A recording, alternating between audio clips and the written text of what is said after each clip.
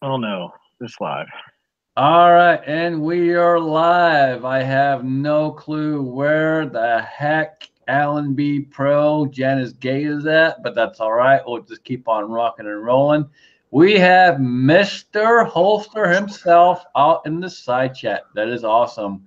Good to see you, man. I hope you're feeling good, doing okay. And I'm glad you like the box you got, man. Good to see you. With that, we will go to the panel, and we have the one, the only, Phil M. Rivers. What's going on, brother, man? Oh, not much. How y'all doing there? I just glad to be here tonight. Having a somewhat busy day on YouTube, trying to get some stuff done.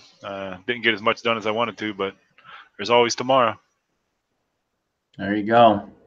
And then, of course, we have someone else who's a little bit dark right now, but that's all right. We have Daniel. God is my judge. What's up, man? I don't know who this Daniel is that you're talking about, but we've put him away. We're holding him as hostage, and all I've got to say is, you will not get High Point Boy back until you pay the fine. But thank you for having us on.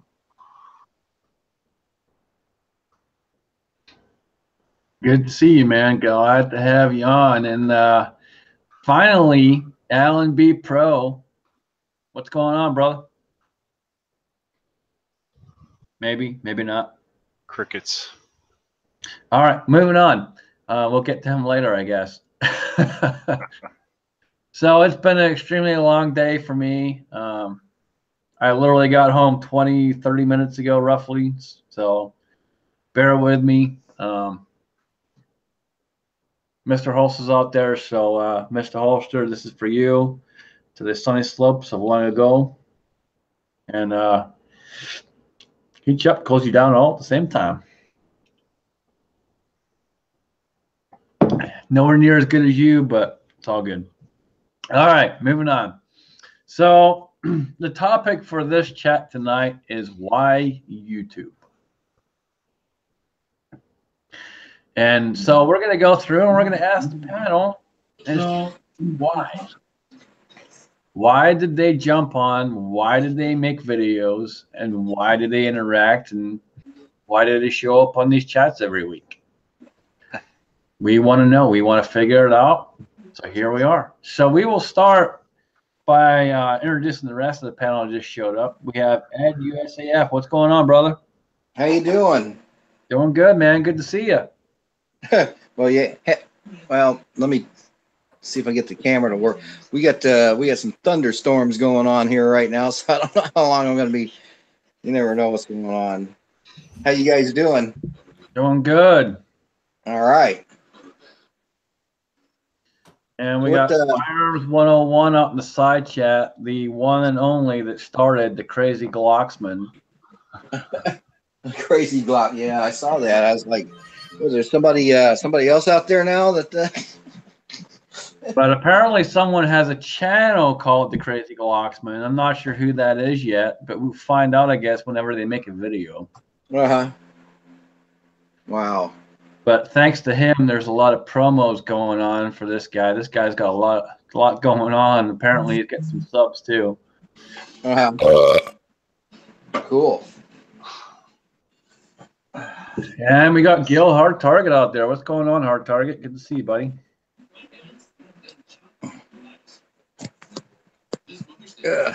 So let's see. We'll shout out the chat real quick. We got Mr. Tommy Boy 9. We got Bald and Curious, Mr. Holster himself, Casino Boss, Chico Wise, out there. Parasitic Generation. Good to see you, brother. Cap Shark. And Firearms 101. And of course, we got Bjorn. And that's busy stuffing her turkey. We have the one and only, the bearded CB82. And it looks like he's back with him too. What's up, guys? How you doing? Oh shit! I'm on Bluetooth. Hold on, guys. And shit show already. We're off to a great start. Well, we'll move on. Alan, glad that you joined us. What's going on, brother? How's it going, brother? I apologize for jumping in a little bit late. It's just been one hell of a day, one absolutely hell of a day. That's okay. Don't worry. I'm glad to be here doing this rather than what I should be doing. Anyway, I'm at this point. I'm very, very curious as to what the hell TAC is doing, because that looked slightly inappropriate there for a moment, and I'm into inappropriate. She's definitely doing some stuffing right now, heavy duty. Let me tell you, she's reaming that bad boy out. She's boss and then some, but that's beside the point.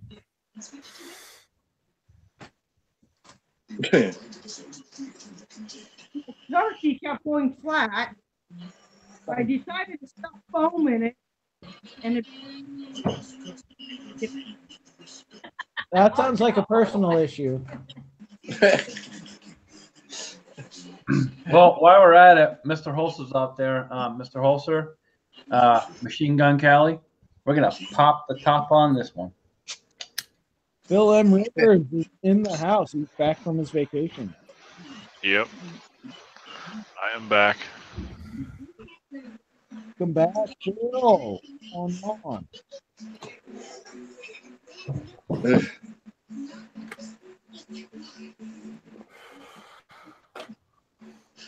What's the drink of the evening there, Scotsman?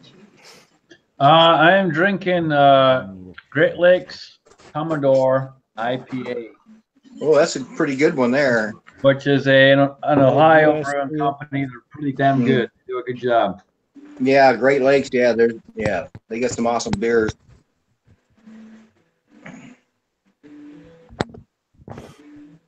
All right, hang on. I'm gonna leave Alan in charge because it's mine and Alan's show. So Alan, you're in charge. I got something working. Hey man, hang on one sec. I'll be right back, guys. Sorry. I'm currently drinking water from the tap.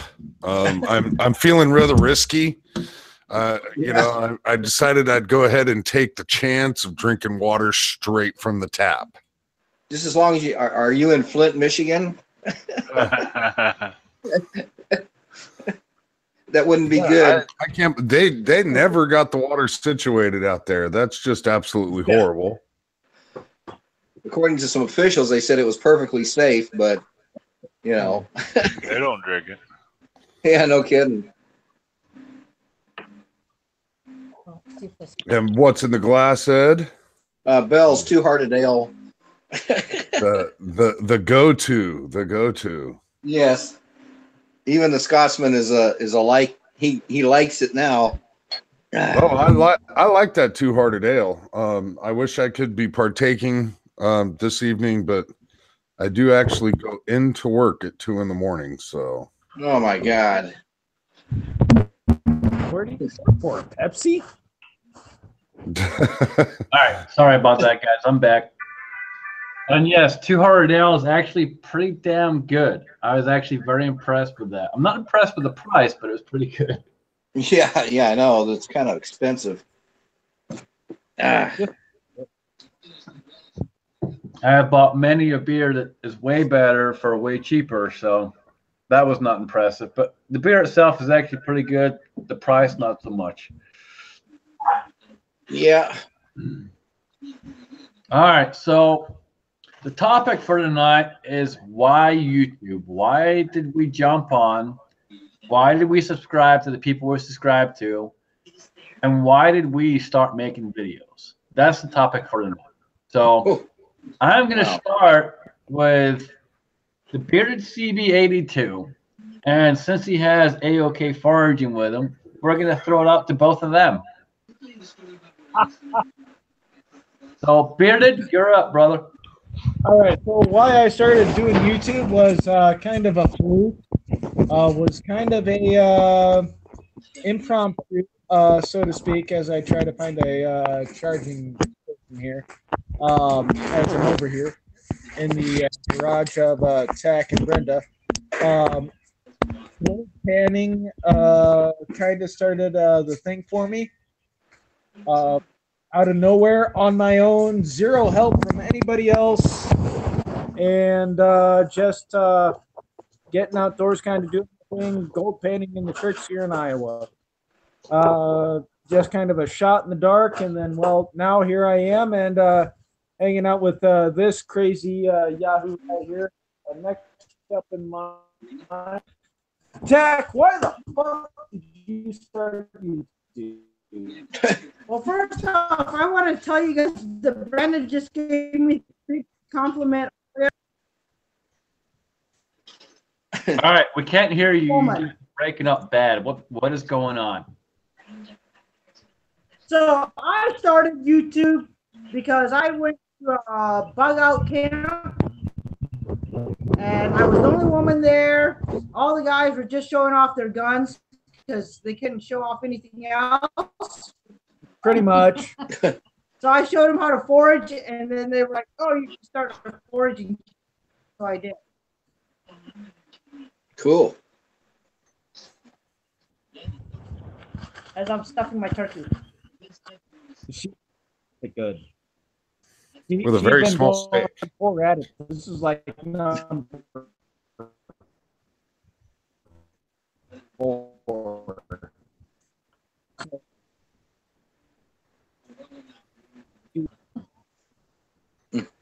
All right, Alan, you're in charge. I gotta go send Parasitic a link. Hang tight. I'll be right back. All right. Yeah. So that was a quick rundown of how they got started. Phil, how did you get started? I got started actually not in the gun stuff, but just a friend of mine catching turtles and stuff up at scout camp, and videoing that and putting it up for his family to see. And we started talking. We said, you know, we should do a gun channel. And so he kind of got me started in that, but then he passed away on me. And so I put up the stuff on YouTube. I didn't get very many views, didn't get very many subscribers, but one of them was C-Max. And C-Max kind of just kept encouraging me. And so I just got involved in the community more and started spreading out in the channels that I viewed and commented on. Because I was kind of afraid to comment on videos and stuff at the beginning. And once I started commenting, I started getting more people involved in my channel.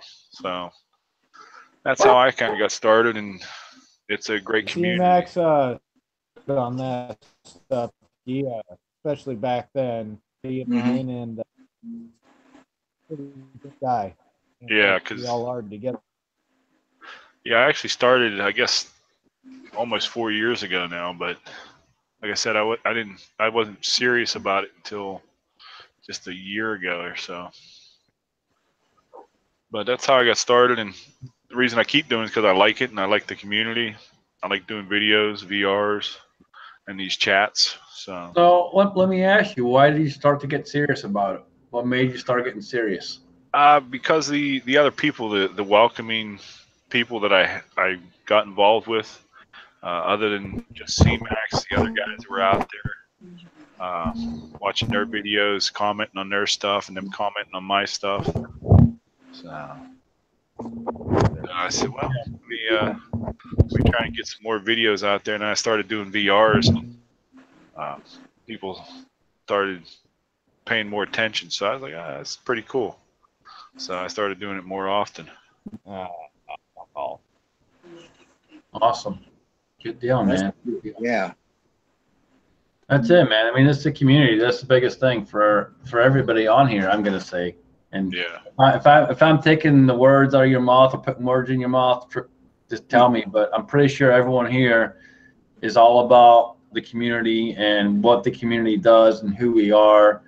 And that for me is one of the biggest reasons I started doing this stuff.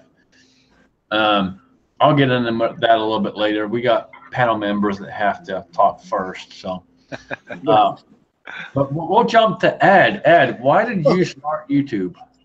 Well, I started, actually, I started watching YouTube videos back in, oh God, I think it was like 2010. something like that.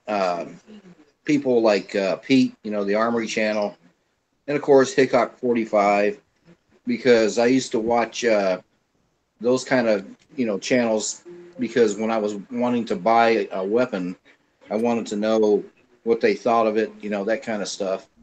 What better place on YouTube than to go and find out information, you know, especially at that time when it was a little more, how can I put it?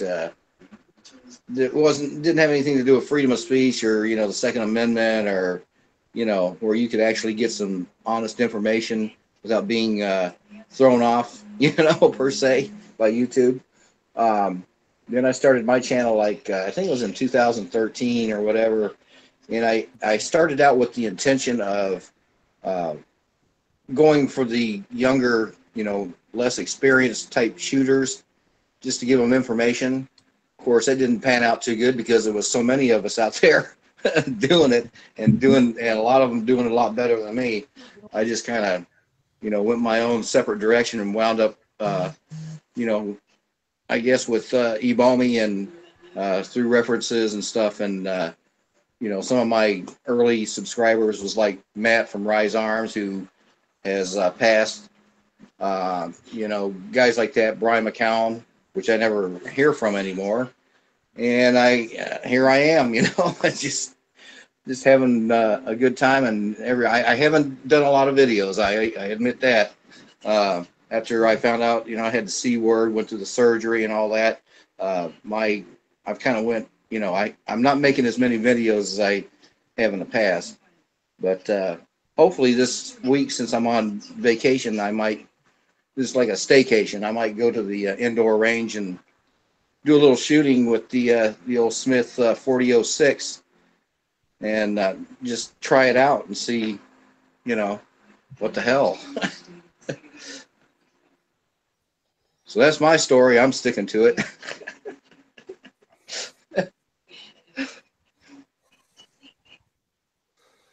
And last but not least, well, not including myself, Daniel, how did you get started on YouTube?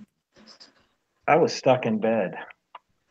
I've been in bed over a year and a half, and I got tired of listening to audiobooks, and I ran across Fizza Rizza Jizzes, you know, EMP story. I listened to that, and I, you know, started commenting. And through there, I got hooked up with the Maverick Mafia. Then through Midas, I entered Chuck Connors's, you know, 125 sub giveaway. Won that, and that's how I got hooked up with y'all. And I just wanted to start learning a little bit more about, you know, the pistols and the ARs, because I grew up shooting shotguns and long guns. Mm-hmm. And as I, you know, once I got out of bed and stuff, I just started doing VR trolls. You know, sometimes typing doesn't really get the feeling across that, you know, you don't want to come off hostile, but, you know, you want to have fun. And, you know, the guys that would have a good sense of humor. Just like the Angry Glocksman. Yeah, there you go. Well, I'm not sure about the Angry Glocksman sense of humor as of yet. If the guy makes a video, I think we'll find out about that or not. Myself, I got started on YouTube, sort of a fluke. I had quite a number of local people that started talking to me about concealed carry, and we're asking numerous different questions, and I was repeating myself a lot. And honestly, I just kind of got tired of repeating myself. And so I thought, well, why don't I just go ahead and make some simple videos just to get started on the things that I carry and what I carry and what it takes to get started carrying concealed. And so that's exactly it. I just started making a few videos, mostly for people in my community that were asking me about it. and I ended up stumbling on this absolutely phenomenal community. So that's what's kept me on YouTube. Mm-hmm. Yeah, that's a great story there. That's what keeps you here, you know, the community. So that's why I'm hanging out. So for myself, I'm a Smith & Wesson guy when it comes to revolvers. Y'all know that. And I jumped on because I wanted to find out a little bit more, do some more research on particular ones I was looking at. So right off the bat, Hickok 45, he's a big fan of Old Smiths too, so I ended up watching him. And then I got into Fat Jack JW. Fat Jack JW is a pretty awesome fella. He's up in Arizona. He was in Hawaii. I learned a lot about the laws in Hawaii from him, as well as Smith & Wesson in general. Did a really, really good job. And so when I bought my first 29, which is one that's super rare, I decided to make a quick short video just for my nephews and post it on YouTube so they could see it. Well, it just kind of stemmed from there. I did that video, then I bought another one, and it happened to be one that was in stainless steel, which is even rarer. And so I made a video of that, posted that. And then for whatever reason, I just kept going with it. I just seemed to like doing the videos and posting them, and you know, my nephews could watch because they generally don't get to see me very often. I've not been back home since I've been here, so it was kind of a way I could communicate with them. They could see me, they could watch stuff and have some fun, laugh at me, all that good stuff. And so that's kind of how I started. Well, it was about a year into it when I finally picked up a new laptop. When I picked up the laptop, I logged into YouTube on my laptop, and I got, I don't know how many notifications of, you have this message, you have this person sent, you know, this message on this and this and this. And I'm going back and I'm replying to comments that were left over a year ago. And I'm just like, holy crap, all these people actually watch my stuff, because on my cell phone, I never got notified, which was very weird. I never got notified. So I got no emails. I got no notifications from YouTube whatsoever. And all these people were actually watching my stuff, including the guys that made me start doing this stuff. And so for me, it was kind of like, holy shit, actually people want to see this stuff. When I posted my Beretta M9A3 video and my Janik TP9 SA video, those just took off like nothing else. I don't even know how many thousands of views those have now. I've lost count. And it was kind of like, you know what? I think this is something that I need to do more often, because people are actually watching. They want to learn. They want to know something. And if I can provide the information, I can provide it. And so I started interacting more, and I got into VRs for the Real Cobra Burnout. Then I got Ad USAF from the Real Cobra Burnout. Well, from him, I got Ebomi. And before you know it, I'm freaking up at Ebomi shooting him and the whole rest of the crew. And it just kind of stemmed from there. And that community just kept on growing and growing and growing.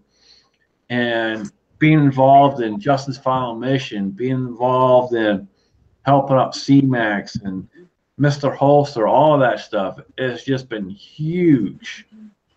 The community is just something else. The best way for me to say it really is you guys are all family to me. You really are. And as stupid as that might sound to some people, that's exactly what it is. You guys are family.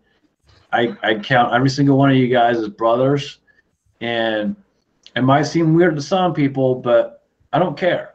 I'm not from here. I have no family here. My family is these guys right here. These guys are awesome. They step up to the plate. They do what needs to be done. and they take care of their own. That is what family does. For me, these guys are all Cheers. family. And Ed, everyone else on here, Mr. Holster, if you're Yeah. still watching, cheers. Appreciate y'all. Cheers. Brandon had to step off a minute. I'm taking his space. That's all right. Cheers. Wouldn't be able to tell the difference if you had a beard. There you go. And Armin next says, yes, we will get to the range here pretty soon. Garage Guy, good to see you, man. Glad you could show up. We got Just in Time Prepping. Let's see who else is out there that's jumped in. We got Kyle Lusk. Good to see you, buddy. Let's see, anyone else jump in? Yeah, once I got started and I started seeing all these little pockets of different communities all over the place. And I'm like, wow, you know, this is pretty incredible. And sure, you know, any different groups have little cliques here and there and things. But I started getting to know a bunch of people in this group and a bunch of people in this group and so forth. Right. And I'm like, well, I wonder if people in this group have ever actually even met people in this other group or people in this other group. And started working on getting those groups together so that we could get more of a solid voice out on YouTube for the 2A community out here. I've also spent a little bit of time trying to see if I can draw out the female demographic. Females are the largest growing demographic in the 2A community, and trying to get more females involved in the groups and getting them more vocal and more active as well. Females And- I've done all over the groups. Just can't define them. So yeah, and then starting to do the Crazy Scotsman started this movement with CMAX, and I've been a cancer advocate my entire life, and to know people that have cancer. Nearly all of us have either known people that have cancer, had cancer, or still have cancer, and so it was an absolutely phenomenal thing to see all these different groups start coming together.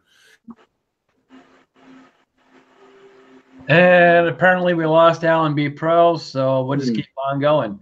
Well, it is amazing. On Kind of continuing with what he was saying, it is amazing. It really is. It's insane how many people out there on here, on this platform that we do, that come together to do these amazing things. We raise money, we help people, and we take care of issues. We do all this different stuff.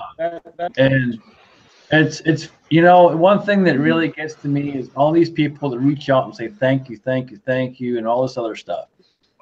I'm not doing it for thank yous. I'm not doing it for subscribers. I don't care about that shit. I care about the people. That's why I do it. So I appreciate the thank yous, but please stop thanking me. Yeah, it's about the people that are being thanked. It has nothing else to do with anybody. Yeah, you know the thing you is, know, Bearded CB and Ed are good examples, and so is Daniel, of people that probably get thanked more than they should probably get thanked. They're all members of. well, yeah, it's All served in the Alan. military. They've all taken the time. They did the service. Yeah. They jumped in, did what they had to do, and I'm sure they get thanked over and over and over, and they're just like, it's just what I did. It's just what I did. And that's kind of how I am. It's just what I do. So, Yeah. Exactly. you know, I can't stand by. Everyone says I have a heart. I really don't have a heart. It's just I can't stand by and see people suffer. I can attest to that. I have seen the Scotsman's Heart. It is cold and dark and black. It is black as hell, just like my liver. Oh, baby. But that's all right. We do this stuff to help people. That's what we do. I take, we try to take care of these people. It's again, everyone, Mr. Holster's out there, Jack's out there, guys. We take care of them because they're friends, they're family. That's how I look at it. I don't do it for anything else. That's it. That's why we do it. Mr. Holster is an awesome dude. He makes awesome videos. He's funny as hell. Jack is always cracking up and making. Well, I like his playing poker and gambling away everything that he ever gets. But that's all right. He put out a bunch of very, in my opinion, informative Old West legends and outlaw videos when he was doing his 6,000 sub, thing. And I found those very entertaining because, he gives you the facts. See, I guess a lot of our younger folks don't really care about history, but I've always been a history buff. And when he started that, I was hooked. I couldn't wait for the next one. Yeah. Outlaw, you got a link if you want it, dude. It's out there already. Jump in. But no, it's true. It's just, that's what we do. We're just a community. We all stick together. Right. Justin's Final Mission. I jumped on that the minute I heard about it. Mm-hmm. Well, Justin, we were down here. Well, the guys were down here from Missouri-Palooza. We used to have Shoot-a-Palooza and Missouri-Palooza, and they were down here for that one. And I think it was the fourth or something like that Justin finally passed. And Chris was there. So it was pretty sad. Yeah. Modern Man, you got a link as well, man. If you want it, it's in your email. Check it out. But no, it is sad, man. It's. I never got to meet the man, unfortunately. I wish I could have. I wish. Yeah, I me too. His hand.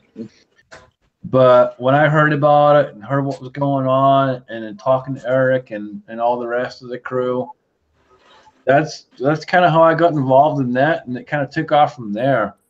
Yeah.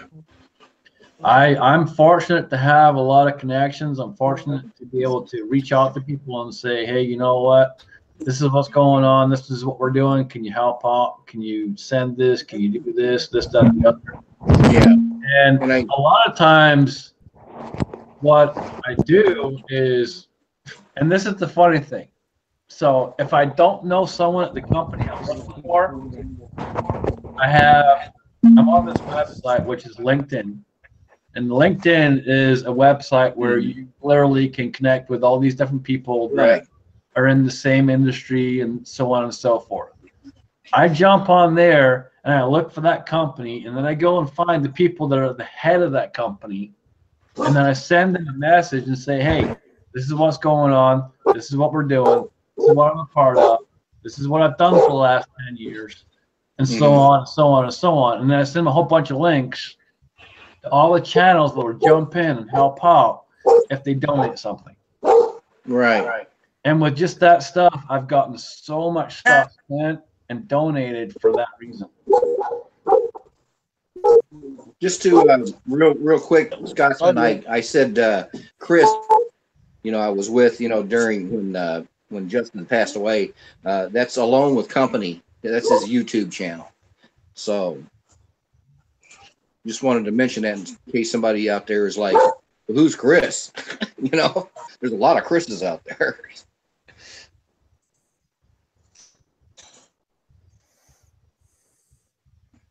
And Chris has a link too if he wants it. It's out there already. And Axe is an RN. I'm sending you an email right now, dude.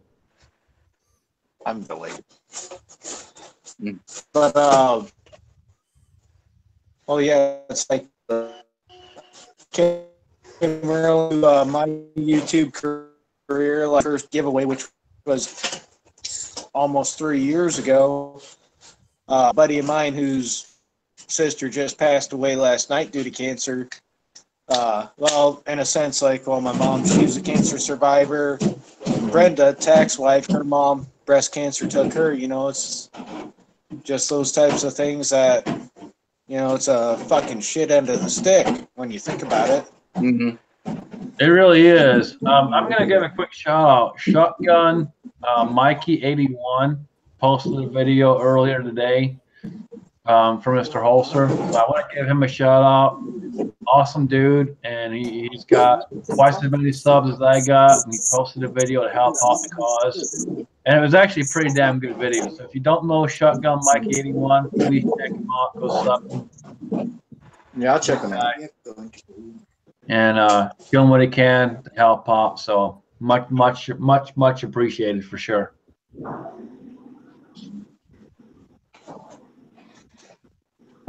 And we have the Outlaw Hatfield. Alice, what's going on, brother man?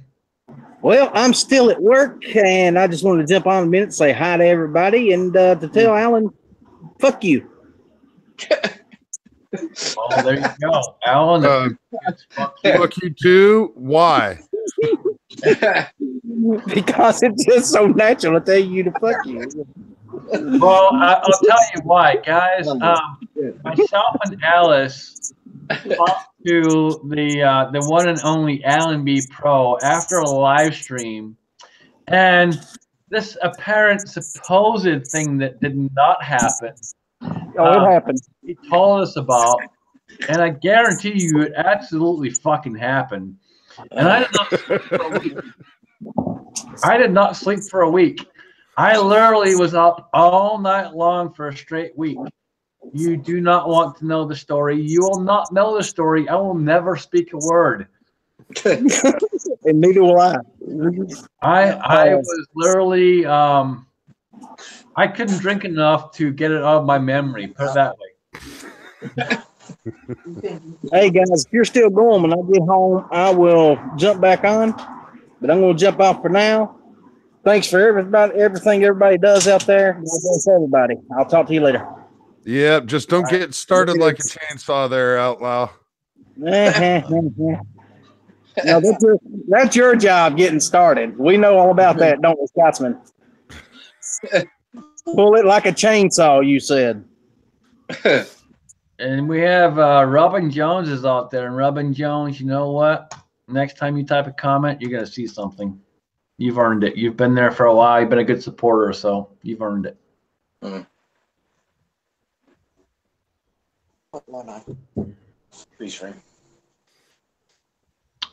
And we have a newcomer, someone that's a good friend.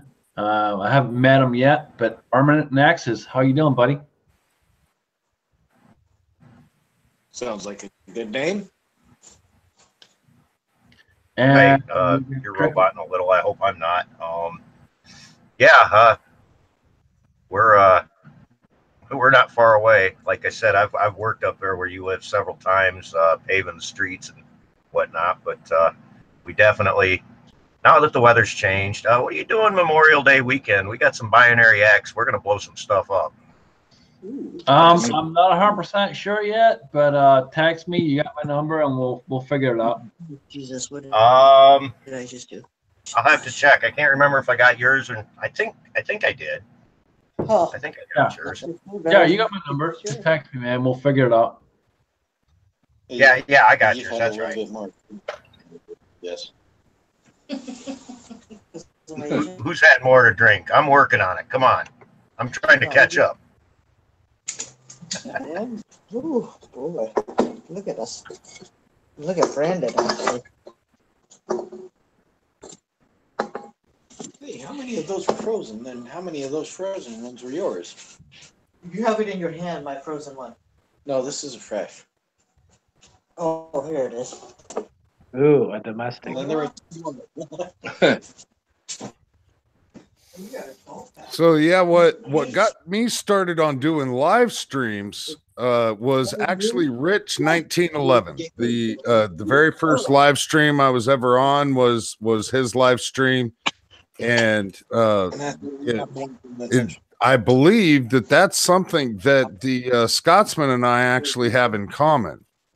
I could be wrong about that, but I think Rich 1911 has done an absolutely phenomenal job bringing lots and lots of people together in the live stream. No, he absolutely has, and same for me. I literally, the first time I jumped on a live stream was Rich 1911.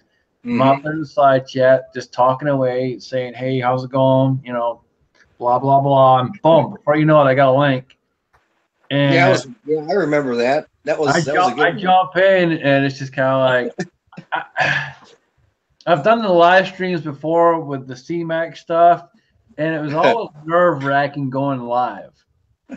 And you guys will laugh at that because it's weird. It's when you're not used to it.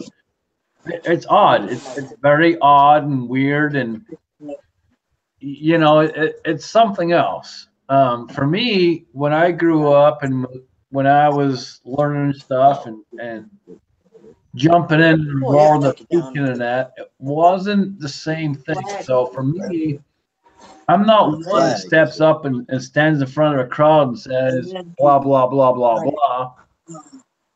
It was always embarrassing to me. So like when I was in class and school and stuff and learning shit, and they ask questions, I'm the guy in the back of the room like, I know the answer, but I'm not fucking raising my hand.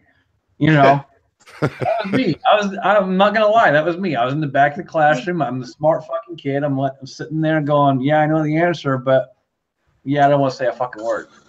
That was how I was. Until I got in martial arts, and when I got in martial arts, it was a whole different thing. I learned a different concept. I gained a lot of knowledge. I gained a lot of things where it was developing my degree to learn how to talk in front of people, to learn how to stand in front of people and actually teach people. That was huge. And so now, like being on here and doing this stuff, when I first started doing it, it was very odd, very weird, because as funny as it sounds, it was very embarrassing. And it was embarrassing because, yes, I'm trying to help someone, but at the same time, I'm not used to showing my face and taking pictures and all that bullshit. I hate pictures. I hate fucking pictures. You see this ugly? We love the Tactikilt. It's okay. It's an ugly fucking mug. It's ugly as shit.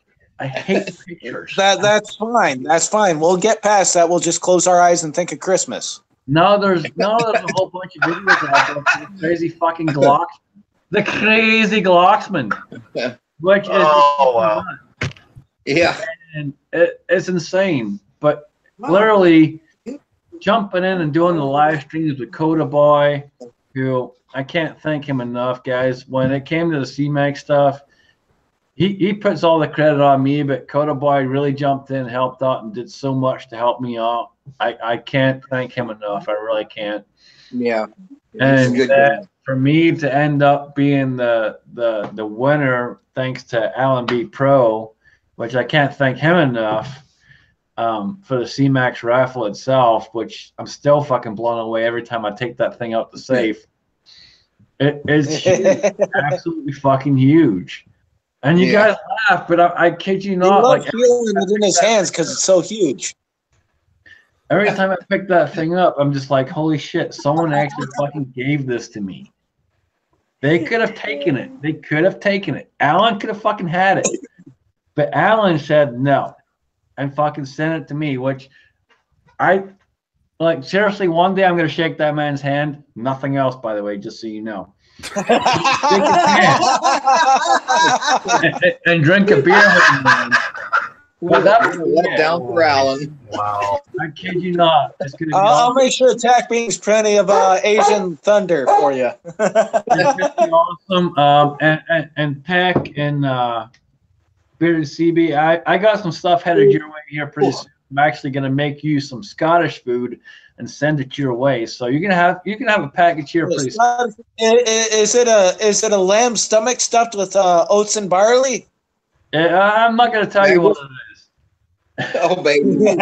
I like haggis. It'd be a first for me. I like that one.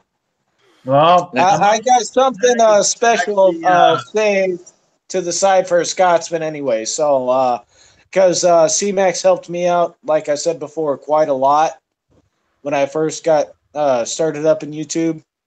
So I got a few things for you, and I went and raided my patch stash as well. So don't worry.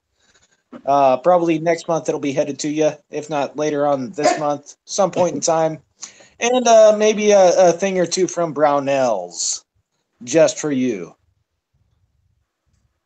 Awesome. Awesome. Good I'm deal. not going to say no. I appreciate it, dude. I really do.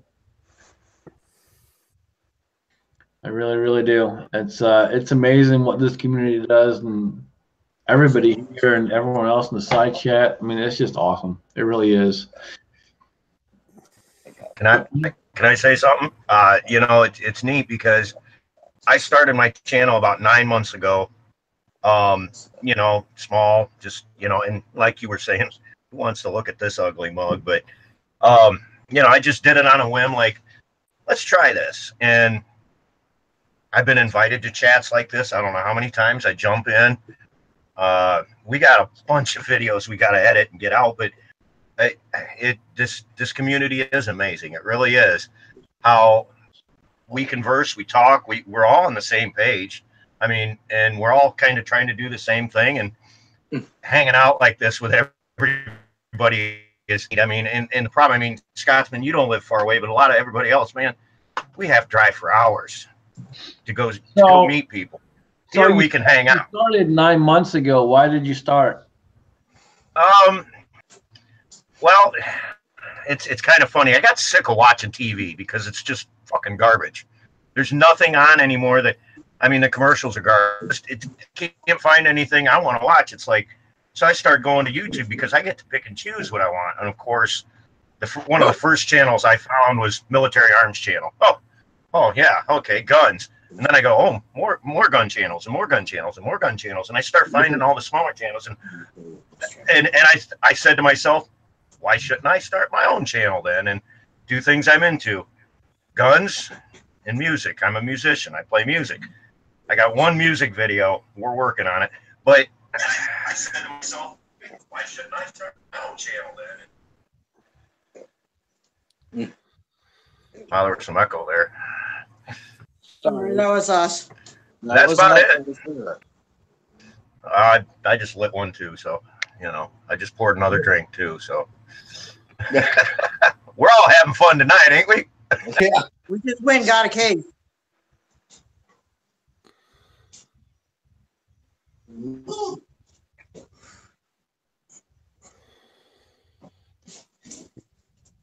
Yes, if you're looking for specific gun channels, these are not the gun channels you're looking for, is what Kyle Lusk says.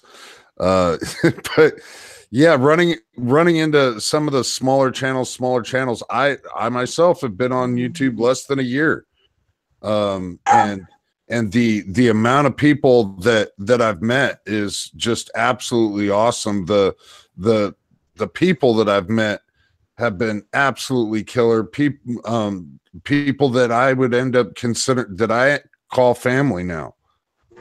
I too was just absolutely sick of TV. I do not watch TV. I've got a TV, but I use it as my monitor. That's pretty much it. If I'm not working, I'm on YouTube or I'm at the range. One of the three. That's pretty much it. And as for the chats, I've become a little bit of a chat slut. I'm not a chat whore because I don't get paid for this shit. But a little bit of a chat slut. And with that said, to date, I have only fallen asleep on one chat. Which there is a video coming, so be prepared. Way to go, Insight. All of that shit saved, and yes, there will be a video. So watch for the video. It's coming, people. It's coming. You getting? Is this focused at Insight or what? Oh no. There's a video. There's a video coming just for Alan B. Pro himself. Okay. Falling Asleep Live. I have the entire 5 minutes of the segment at the end of the video where it all happened saved, where he started going. And Ellis goes, you know what? I'm going to call that motherfucker. And Ellis calls him, and all you hear is and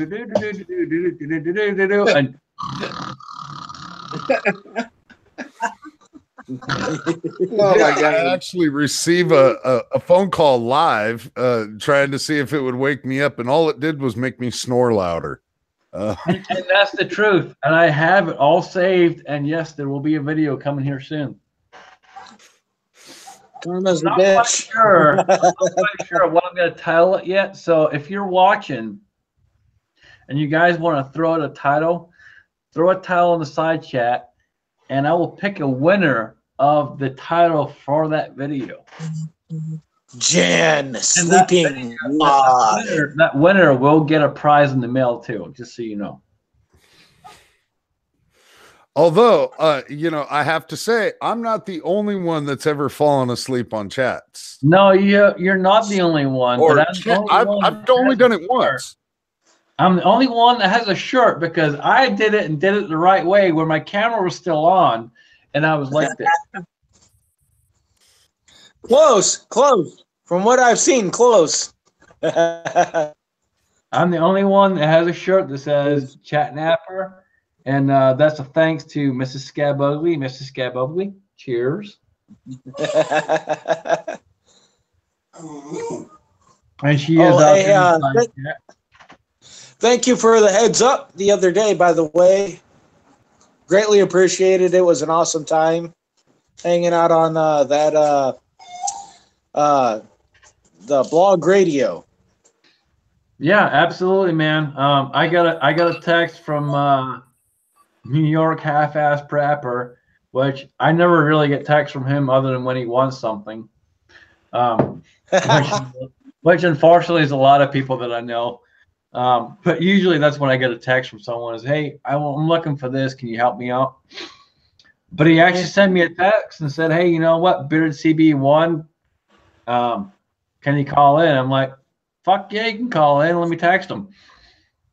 So that's when I sent you the message. Oh, yeah. Like, call in.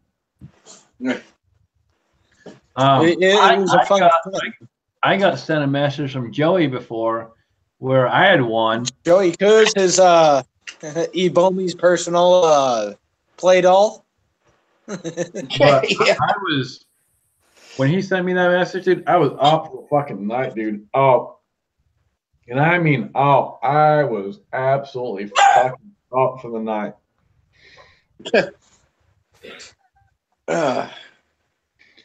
And when I woke up, I saw all the messages and like, holy shit, dude. I had a message from Ebomi. I had a message from Joey. I had a message from this person, that person. Like, good God, dude, I'm fucking sleeping. Trying. Well, that's the reason I keep my phone on silent, is because I get so many messages, so many emails every damn fucking day. I cannot have the sound on my phone. Yeah. You get about 50 a day, and yeah, it starts wearing you down. Just can't do it. I've gotten to the point, if I don't know the phone number, if it doesn't come up in my contact, I figure I got a voicemail. Leave me a voicemail. If you know who I am and I gave you my number, you'll leave me a voicemail. If I don't know that number, I don't answer. If they don't leave a voicemail, well, then I guess it wasn't important. So, and if they text, well, they better put who it is, you know. So. Yeah, absolutely. Absolutely. If you don't leave me a message, I ain't calling you back. And Casino Boss, you're welcome. The M983 is an awesome pistol, so you're welcome. Enjoy it. Awesome pistol. And $900 is a good price on that pistol. So good job, man. Good job. Well, it's like I said, I wound up, well, it's not here just due to issues today, but picked up a 380 from a very good friend. And granted, it's not all glittery like the other ones you find, the 380 Pavona. I like it. It kills carp really good. Carp killer. Oh, that was a reference to Old Brother Where Art Thou, you know, cow killer. Never mind. Y'all seen the movie, right? Y'all seen the movie?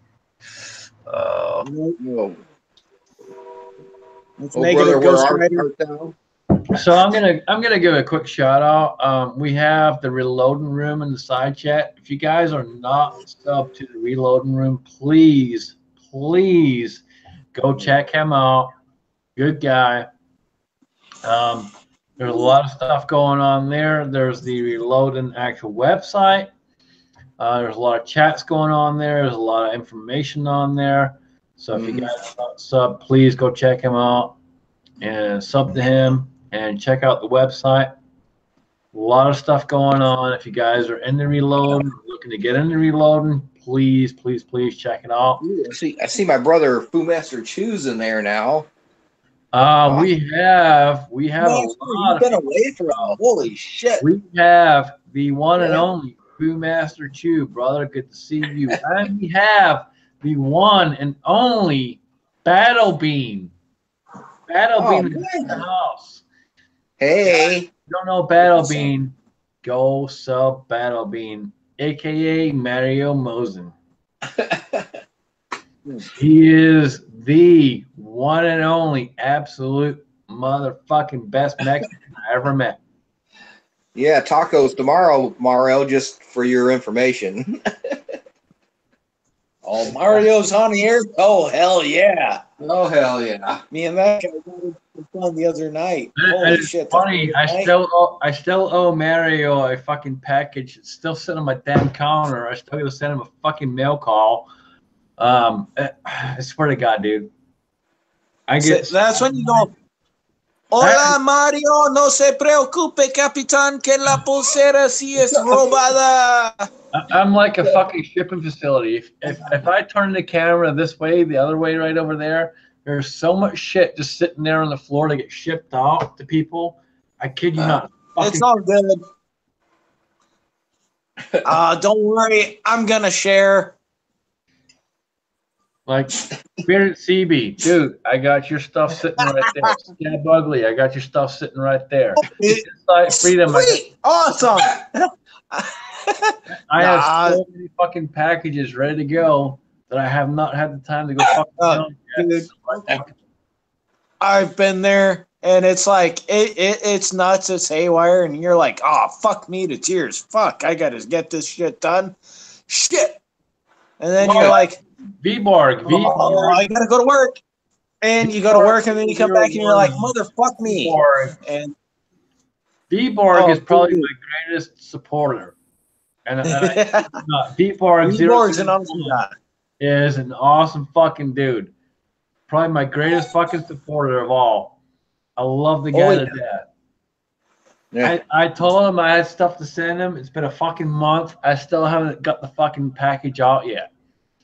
You're going to have to buy that guy a bottle of Jameson and send it out to V-Borg because V-Borg's always been awesome guy. I mean, just buy that bottle of Jameson, say, V-Borg, we're sending you some Jameson. He'll forgive you for life because it's awesome shit. It's so just he'll one love you. thing after another, dude. I mean, shit. I have a package that needs to be delivered live to someone who's on this panel. I won't say who. Is it me? It's time. But I have something that's going to be delivered live to someone else on this fucking panel. Actually, two people. Well, it's got to be delivered live. Actually, you know what? I actually have 3 people on this panel I'm going to deliver live to. Woohoo! All right, I'll see you tomorrow. I'm actually gonna make a trip to 3 people on this panel live. I gotta get some soup for me. Isn't the gun range closed on Mondays? Hey, bring me a bottle of whiskey. I'll be happy. There you go. Oh, I'm sorry. Alright, Maxis. I'm sorry. 4 people that will get a. So that's a lot of scotch to send out. Now wait a minute. I prefer the Devil's Cut.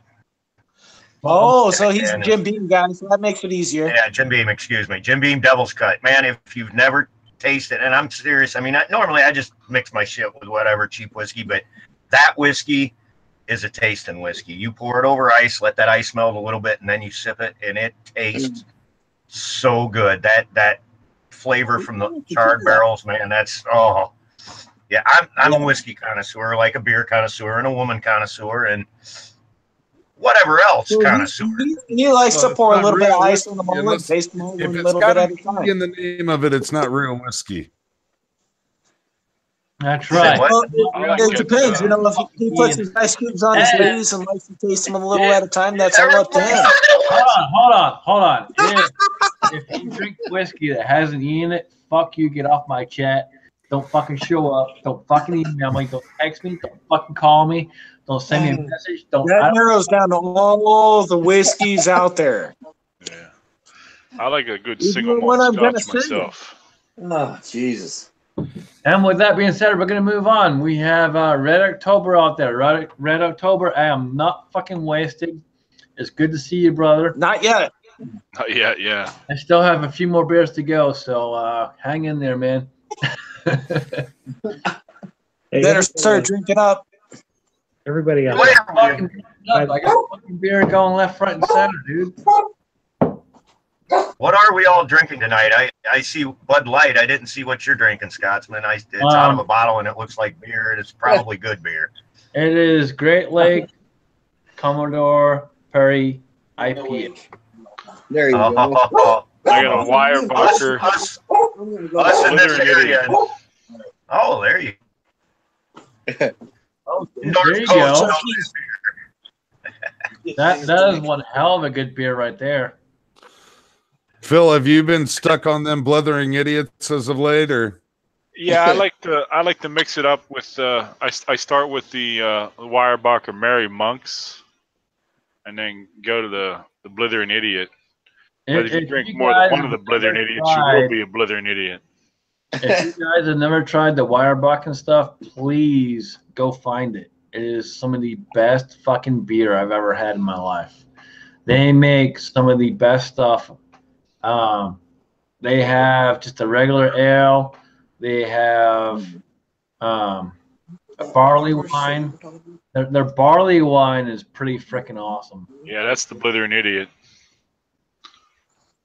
And then they have another one. I forget what it's called. They have like 3 or 4, but the barley wine by far is top notch. Is Weyerbacher imported, or is it? No, it's. I think that's where the heck's that out of? That's out of Easton, PA. They do a really good job. If you can't find it there, just let me know. I'll send you some. Oh, cool. Yeah. Hey, Scotsman. Scotsman. Good. Hey, Scotsman, you ever tried the Great Lakes Dortmunder Gold? Oh, that's a good stuff there. No, that's good I'm not a lager guy. I tend to be more of a lager guy unless I'm drinking cheap beer, and then it's Busch Light, but that's cheap beer. I tend to stick to IPAs, porters, and stouts. He likes his little bit of bitterness on the tip of his tongue. Yeah, stouts are good. Like a little bit of bitter. He's a Scotsman. I'm Irish, so just give me whiskey. Whiskey without a fucking E, asshole. Just make sure you know that. Well, let me look at what I'm drinking tonight. No, there's no E. There's no E in that one. All right, you can stay. I won't kick you out. You can stay. It's cheap. It's cheap, but it's no E. As long as it has no E, I don't care. Pops, you got a link too, man. You're out there. I see you out there. You have a link as well, man. Pops is creeping. This Yeah. segment of Foreign and Domestic is brought to you by the Ruger LC9S Pro. Ruger telling Dick's Sporty Goods to go eat a bowl of That dicks. is brought to you by the Model 60. Smith and Wesson. Smith and Definitely telling Dick to go eat a dick. Big bore or nothing. Big bore or nothing. Oh, baby. Yeah. Matches my toolbox. Yeah. Does. Careful. Don't talk about your toolbox. My pink toolbox is Snap-on. Hey, oh, no, stop. Jan will get excited. Leave Jan out. Well, he only lives down the road. He could come up and fondle it anytime he wants. All I have to do is close my eyes. Be careful what you wish for. The whiskers might tickle more than you think. So, you know, like I said, all I have to do is close my eyes. Whatever he does on his own side is another story. Good God Almighty. Yes, casino. Yeah, that's what happens when you challenge a CB to that type of game. All right, moving on. Ed, what is it that you got there, Ed? Is that Indian food is good. Yes, it is.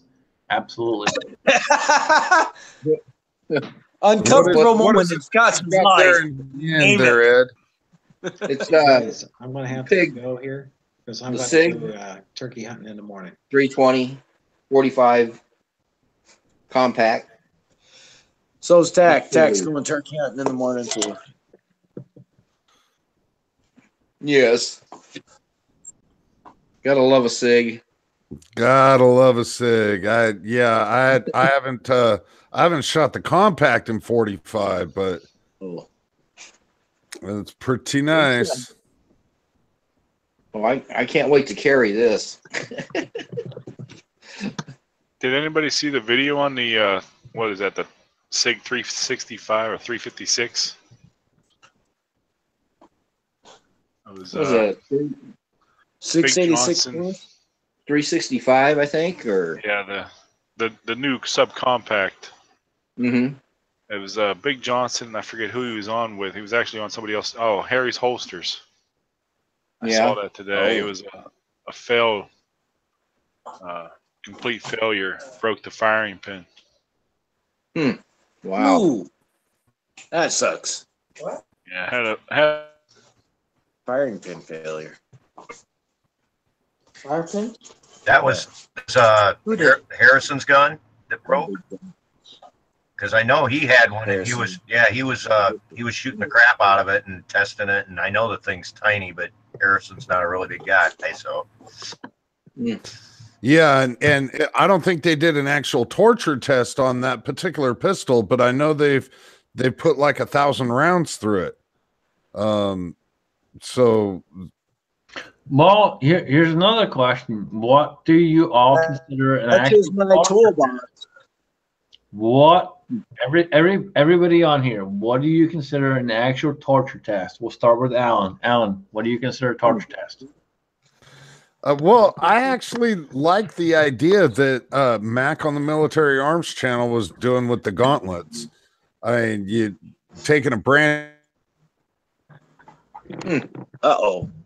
Ah, damn. That sucked. Where'd Alan go? But in torture test, I usually do max foot pounds, torque on each and every single frickin' tool I come across. Starting with, I won't do a torture test on this one because it's not mine. But here you go. It matches my toolbox. It's pink, just like my toolbox. One of them. I got 3, so. So I'm going to show Mario Mosen once again. Go to fucking Iraq. That's a fucking torture test. Oh, man. Sand? Yeah. I was going to say, 55 foot-pounds on a frickin' Harbor Freight, whatever you want to call it, is a torture test, but. All right. So, again, we'll start with Alan. We're talking about jumped off Yeah, Alan? whatever happened. Yeah, I seem to have gotten NSA'd there. Yeah, I like it's all right, dude. Don't worry. We support you. I do like the idea that that Military Arms Channel is doing, simply because it does integrate a little bit of like the stuff from, you know, the dirt, dust, crap that they're experiencing down in the Sandlot. You know, mud, water, a lot of different tests. Now, I also think that the round counts need to be higher, though. 1,000 rounds, easy. Yeah, I don't 1,000 think. rounds. I don't think Harry was doing a torture test. Okay, we're all talking. I was going to comment on Max. All right, so hold on. Before everyone talks at once, we're gonna move over, and we're gonna go in order. Bearded CB82. Move on. Go ahead. Round count wise, I'd have to agree with Alan on this. 1,000 rounds is definitely a good count.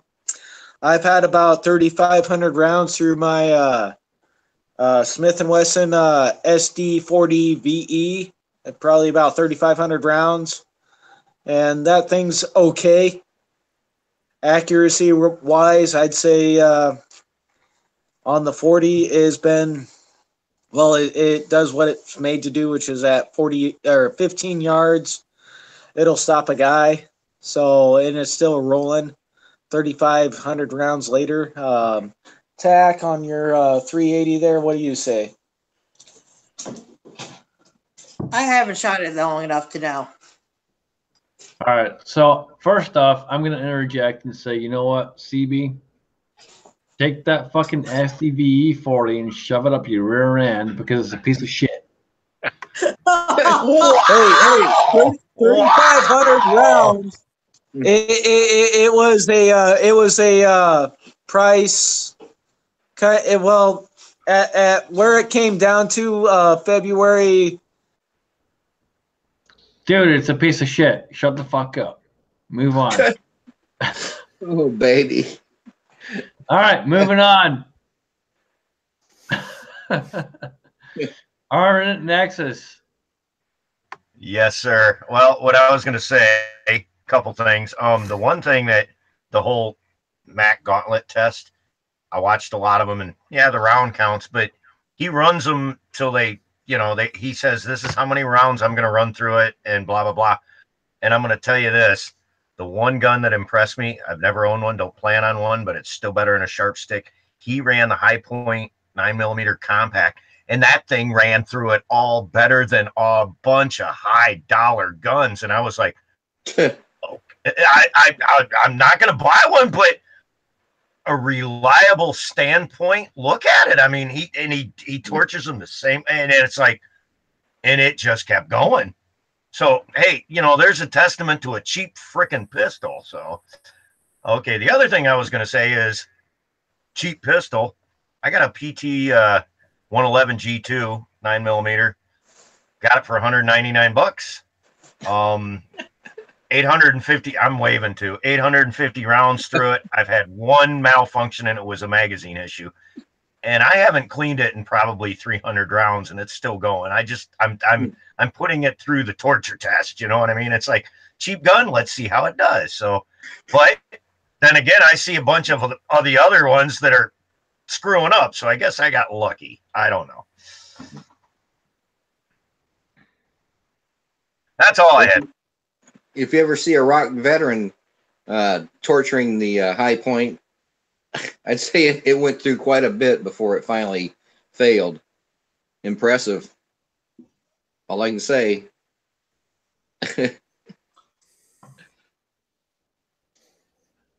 Nobody like a High Point. And moving on. We'll go Joy. Daniel, Better than a sharp stick. Daniel, God is my judge. Me, a torture test. First of all, can you hear me? Yes. Yeah. Yes, and unfortunately, we can see you. To me, a torture test is when you spend a whole lot of money on a fine gun and they got a cheap mag on it. Yeah. That's it for me. Yeah.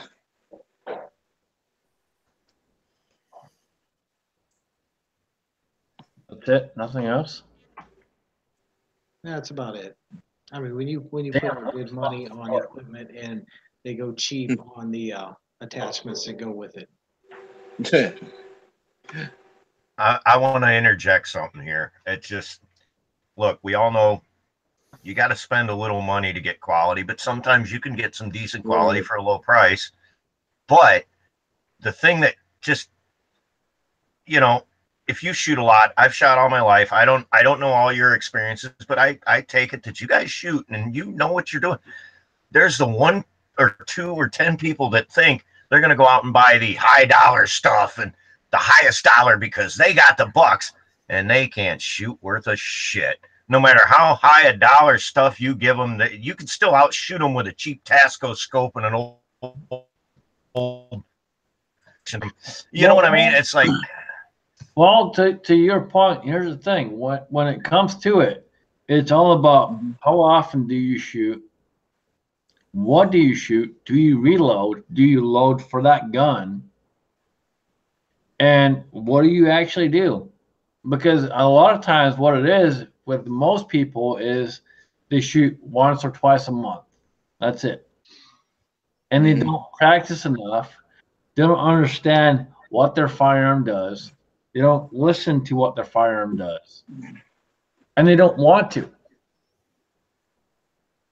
And that's the biggest thing is, and a lot of people say this is stupid shit, but it's not really stupid. It's listen to your firearm. What does your firearm do? What do you do with that firearm? You have to understand it and be one with that firearm. Shit, Mr. Holster, I'm not sure if you're still out there or not, but again, he's the same way. He talks about it. Be one with your gun. Lion Quest Fitness, another one who's an awesome guy. If you don't know him, go check him out. Lion Quest Fitness. Same thing. Be one with your gun. You have to understand what it does, what's going to happen when you pull that trigger, what's going to happen when you grip it, how do you grip it, how should you grip it, what is good for you, what works for you. All of these things are key. What works for me, what works for Daniel, what works for Ed, what works for Phil M. Rivers, and what works for Brandon, what works for Thack, what works for Alan is completely fucking different. I mean, Scott, everyone has to figure out what works for you. Now, will it be similar? Absolutely. There'll be similar things that's going to work. But what works for you? I mean, Scotty, you can vouch for this. I reload. I shoot 100 to 200 rounds every day minimum. And just, I mean, going on there, learning this stuff and doing it. You're going to learn the weaknesses of every single firearm you got if you just get out there and practice with it. Yeah. Oh my God. Really? You know something? I can tell you this. If you're a reloader, I have a video on my channel. It's called Shooting Test Loads or some shit like that. I had bought some, I got the box sitting here, leftovers, 75 grain, Hornady 223 out of my Ruger AR-556, yada, yada.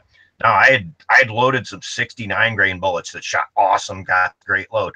But in that video, I shoot 5 different loads, and I mentioned that how much reloading can be a can of worms. Now, if you want to reload blasting ammo that'll shoot 3-inch to 5-inch groups at 100 yards to be a, 55 grain full metal jacket kind of, it's a get her done round. But if you want precision, it's a lot of work, especially with rifle, trimming the cases, getting everything perfect, and finding the right powder that matches the gun. And you have to, yes, being one with your rifle. Now, this is the other thing I'm going to tell you. I have a Mac 90 that I bought in the 90s that I have people just go, how the hell did you do this? Now I'm talking 400 plus yard shots on woodchucks. How I did that, because it's a pretty good shooting rifle, and I shot it for a long time, and I know how it shoots. I know that it has a bullet arc. I know that it has a yaw. I know that it curves just a certain distance.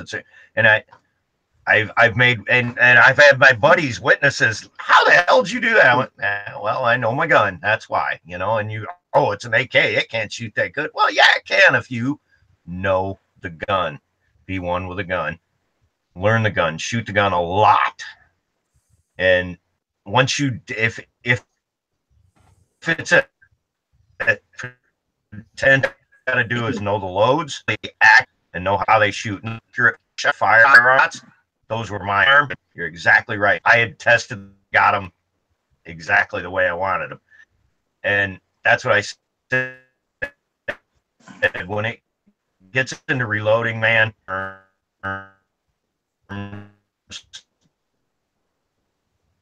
Armament sounds like Axis armament and Axis sounds like an armor for snipers in the army. You're making everything, measuring the powder and all perfect.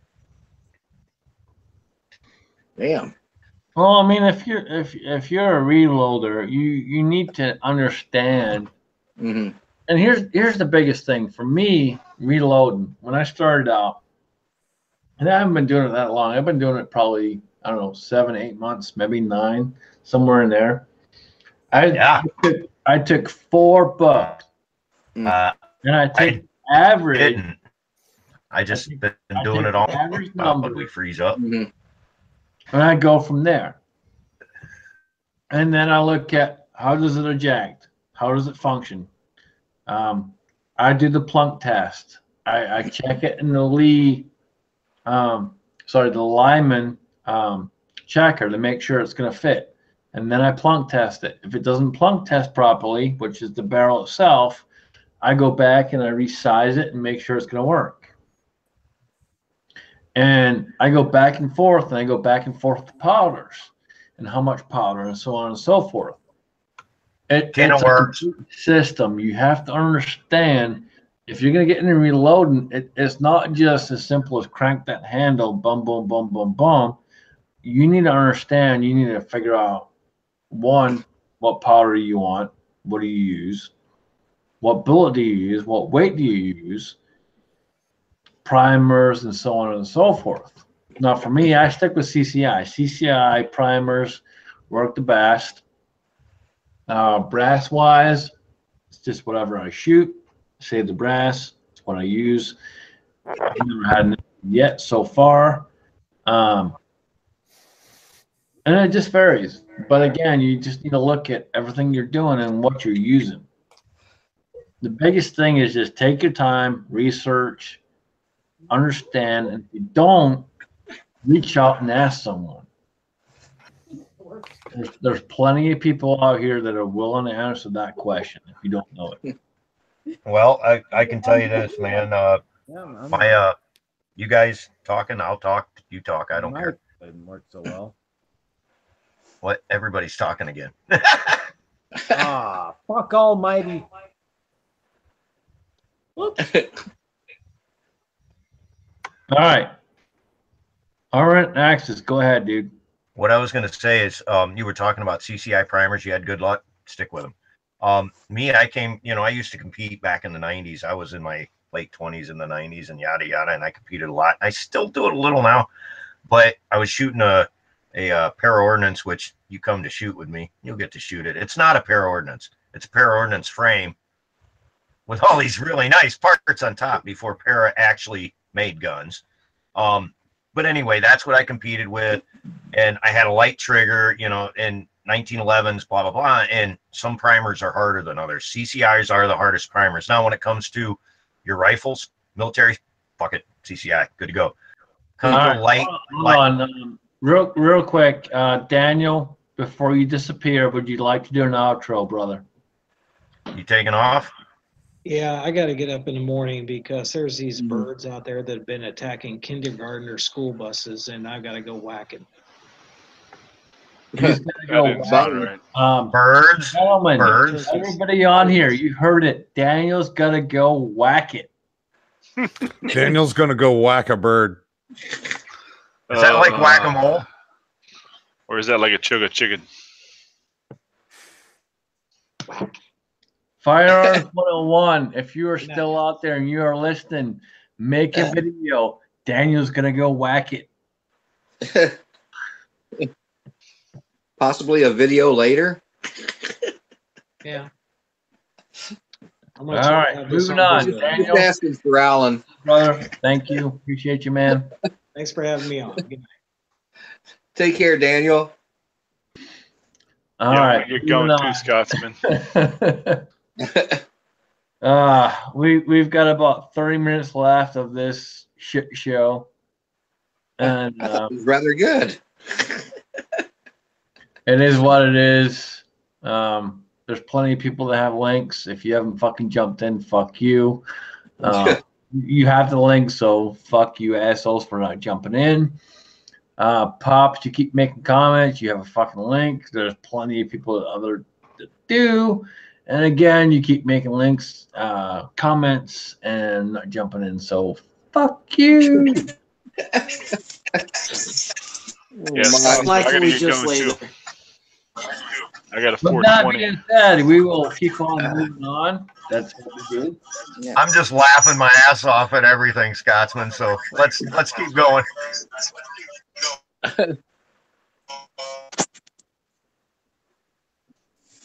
All right. With that being said, let's move on.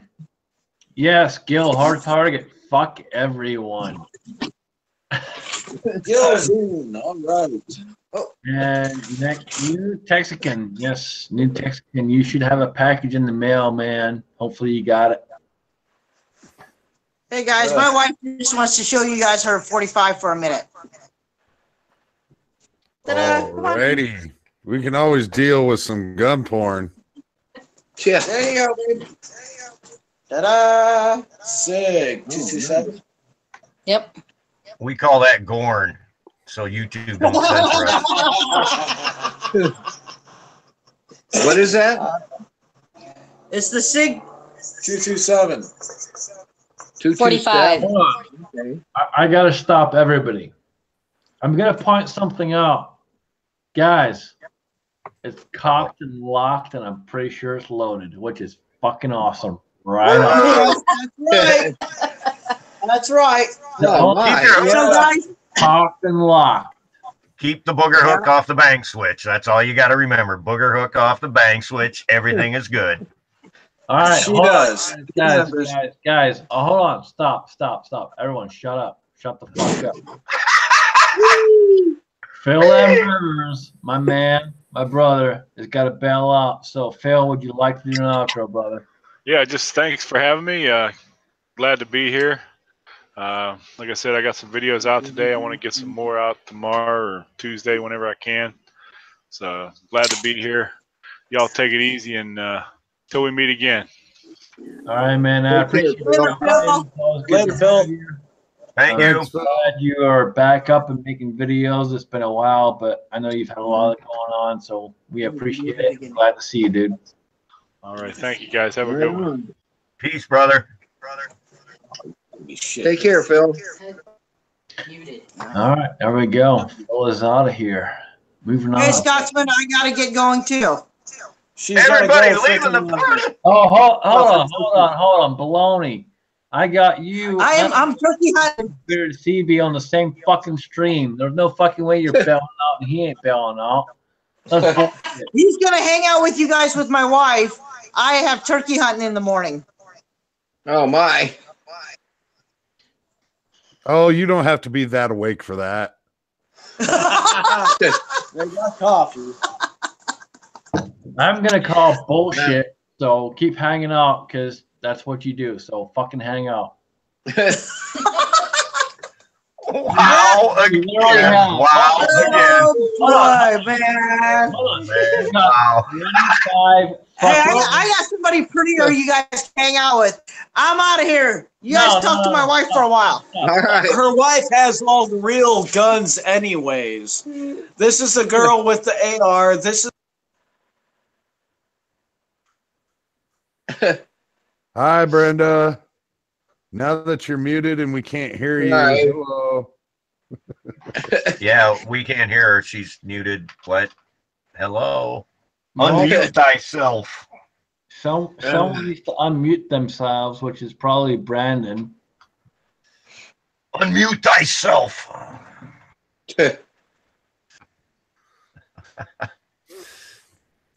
What? People are reaching and pushing Figuring there. it out. Give him a second. Hold on. Here he goes. He's figuring it out. Hey, Scotsman. You and I are gonna get along real good. Oh yeah, brother.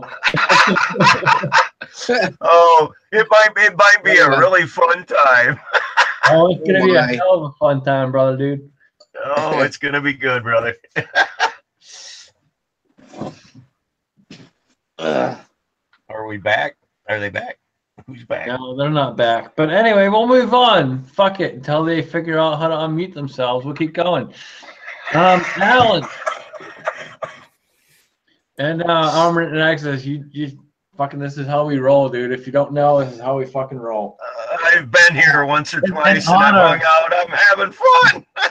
In honor of Midas Welby, who is not out there in the sides chat.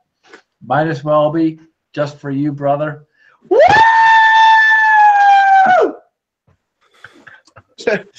All righty. I'll go with that. I'm giving you the rock on sign right now. If I had my camera, I should turn my camera on just to give it to you. You should. Okay, give me a minute. Oh, it's God. dark in here. So here we go. We'll go to Alan B. Pro. Alan, what else is going on with you, man? There it is. Sweet. Oh, what do you know? They actually figured out how to unmute themselves. Unmute thyself. Yeah, they actually showed back up. I laid with a stupid phone for decades, and then this shit happens. Oh, Did you hit it with a hammer? There's been a few things going on with me. I haven't been putting out any content. Just been doing a lot of things in the real life, I guess. Starting to put together my range a little bit better, and getting more target stands built for all that hard target steel I got. So I haven't actually put any content out. I haven't had time to edit anything. I've been doing a lot of filming and learning some new equipment that I got. I got myself a new camera set up. So I've been experimenting with that and learning that, which has ruined a whole bunch of footage that I've taken because I didn't know what the hell I was doing with the camera. But I'll be getting there, and eventually I'll actually start putting up some Hold on, I have to interrupt you. Firearms 101, go fuck yourself. There we go. All right. Continue, please.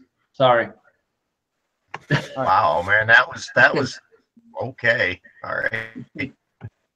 So, yeah, I will be getting some produced content up once I get the camera situated and figured out, and I've got a whole bunch of footage that needs to be edited down and put into watchable format.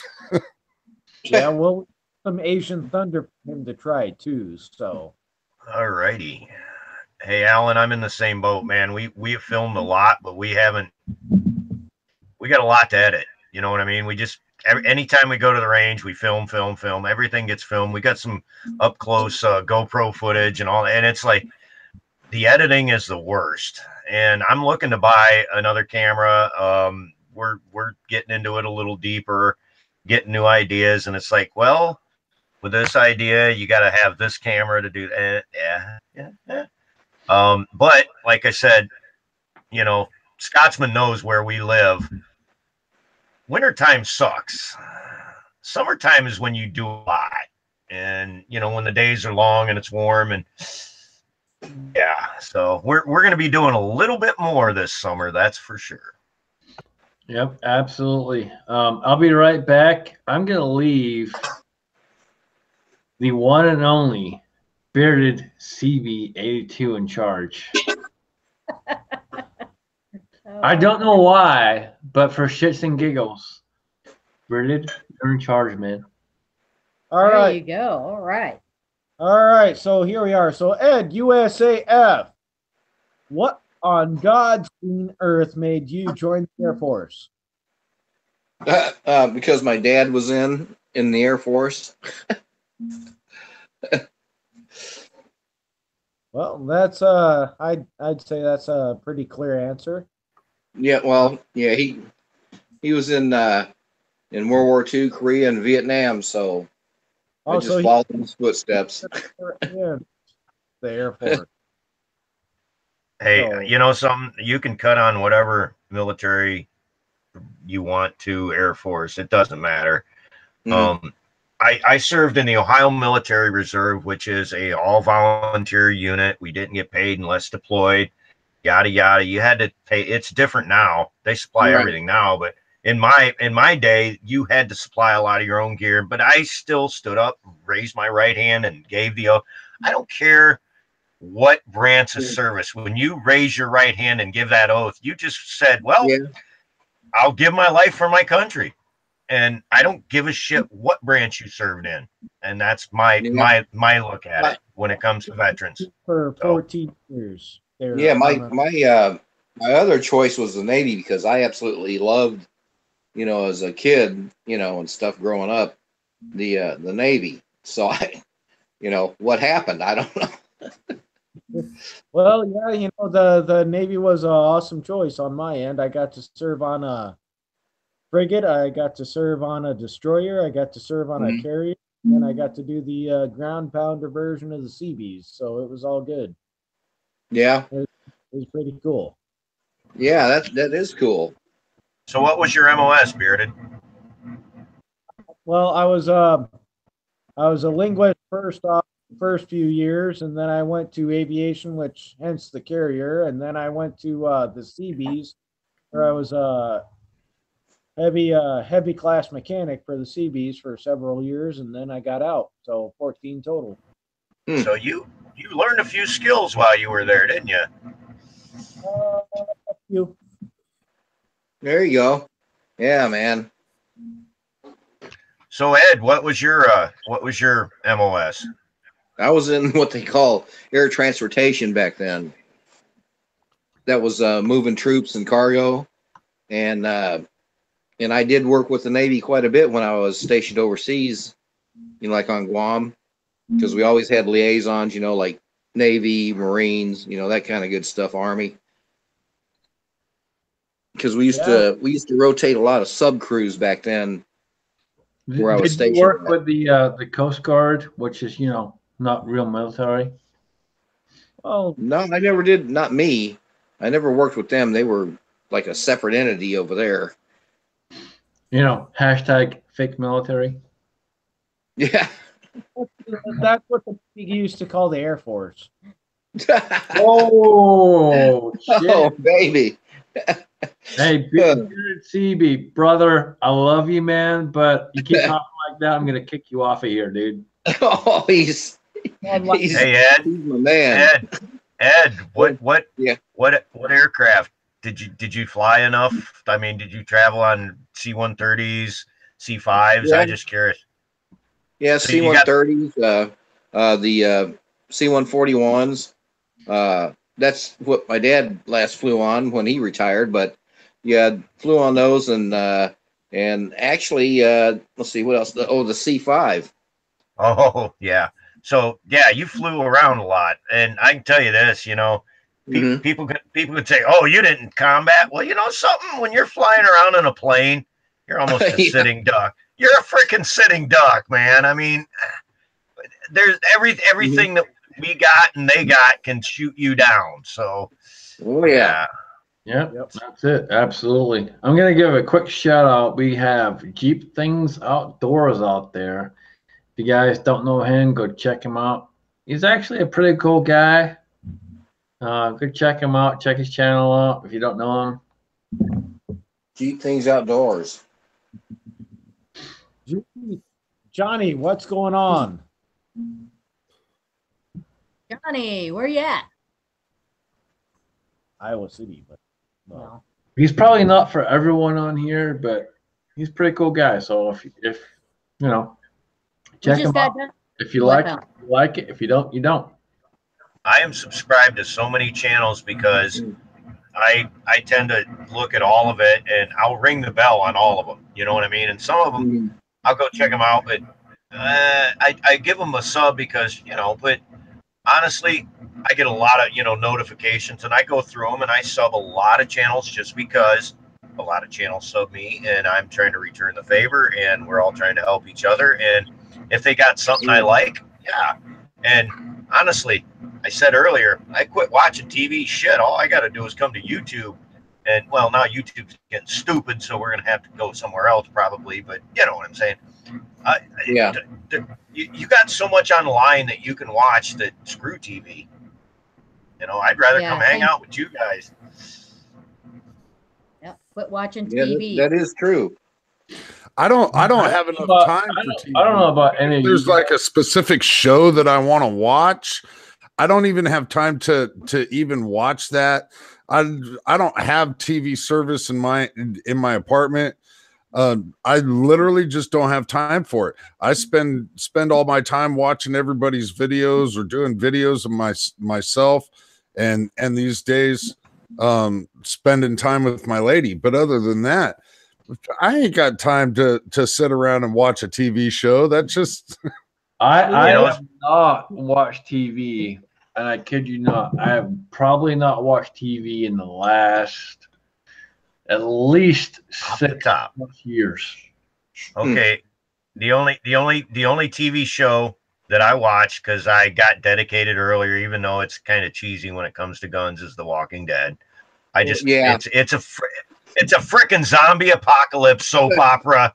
That's all it is. But I've watched it this far. Guys, I go up to a friend of mine, live, all into Permanent and Axes. That's right. Fucking soap opera. Yeah, it's called The Walking Dead, fucker. Yeah. TWD. Yeah. I do DVR The Walking Dead. Don't fucking sub him. He watches fucking soap operas. All righty, Scotsman. I do DVR The Walking Dead, and in the very, very rare circumstance that I get over to that house and I'm able to watch it, I got the time, I'll watch it. But I'm typically doing something else while it's on as well. So, well, like I said, that's one show. That's one show a week, and it comes on for 6 weeks at a time or whatever. We have someone out there. That's what it does. Inside Freedom, you may or may not have lost your wrench. Insight Freedom, better watch it. You may or may not have fucked up so bad you lost a wrench. Hey, Scotsman. Depending how you look at it. Hey, Scotsman, can I be involved in doing the it's on with Insight? Yeah, absolutely, dude. Absolutely. Let's do it. Let's do it. Dude.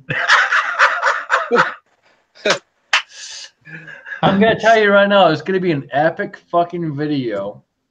I have a ton of screenshots that I'm gonna use. And if anyone else wants to jump in, send me stuff for that video, please do so. All of these motherfuckers are gonna fucking pay big time, and I mean fucking big time. Scotsman, be careful. They fucked with a Scotsman, and I'm his brother, an Irishman. I'm in it with you, brother. Let's do it. Let's get him back. I'm kind of curious on if they were actually fucking with him, or they just discovered something all of us knew all along. No, I think he's teasing him, but it's on. It's buddy fucking. It's buddy fucking. It's buddy. I'm gonna put you in the ribs. Be careful who you fuck with, because you may not know who you're talking to. Now, most of you that actually fucking know me know my name and know who you're fucking with. So be very fucking careful what you fucking do. It's not just a name. I will fuck you up. Promise. You said you got the like I said, Scotsman, it's on. Come on. It is on. And I will be happy to get just come on. We got. I know you are not a lover of Glocks, and he totally made you the Glocksman. And look, I can tell you this: I don't own any Glocks, and a Glock is a Glock is a Glock is a Glock is a Glock is a Glock is a Glock. Now they've been proven, yeah, okay, but my God, they're so boring. Every Glock is the same. It's just a Glock, only it's the fucking same. They released a new fucking model, and guess what? The new model has the same fucking shit.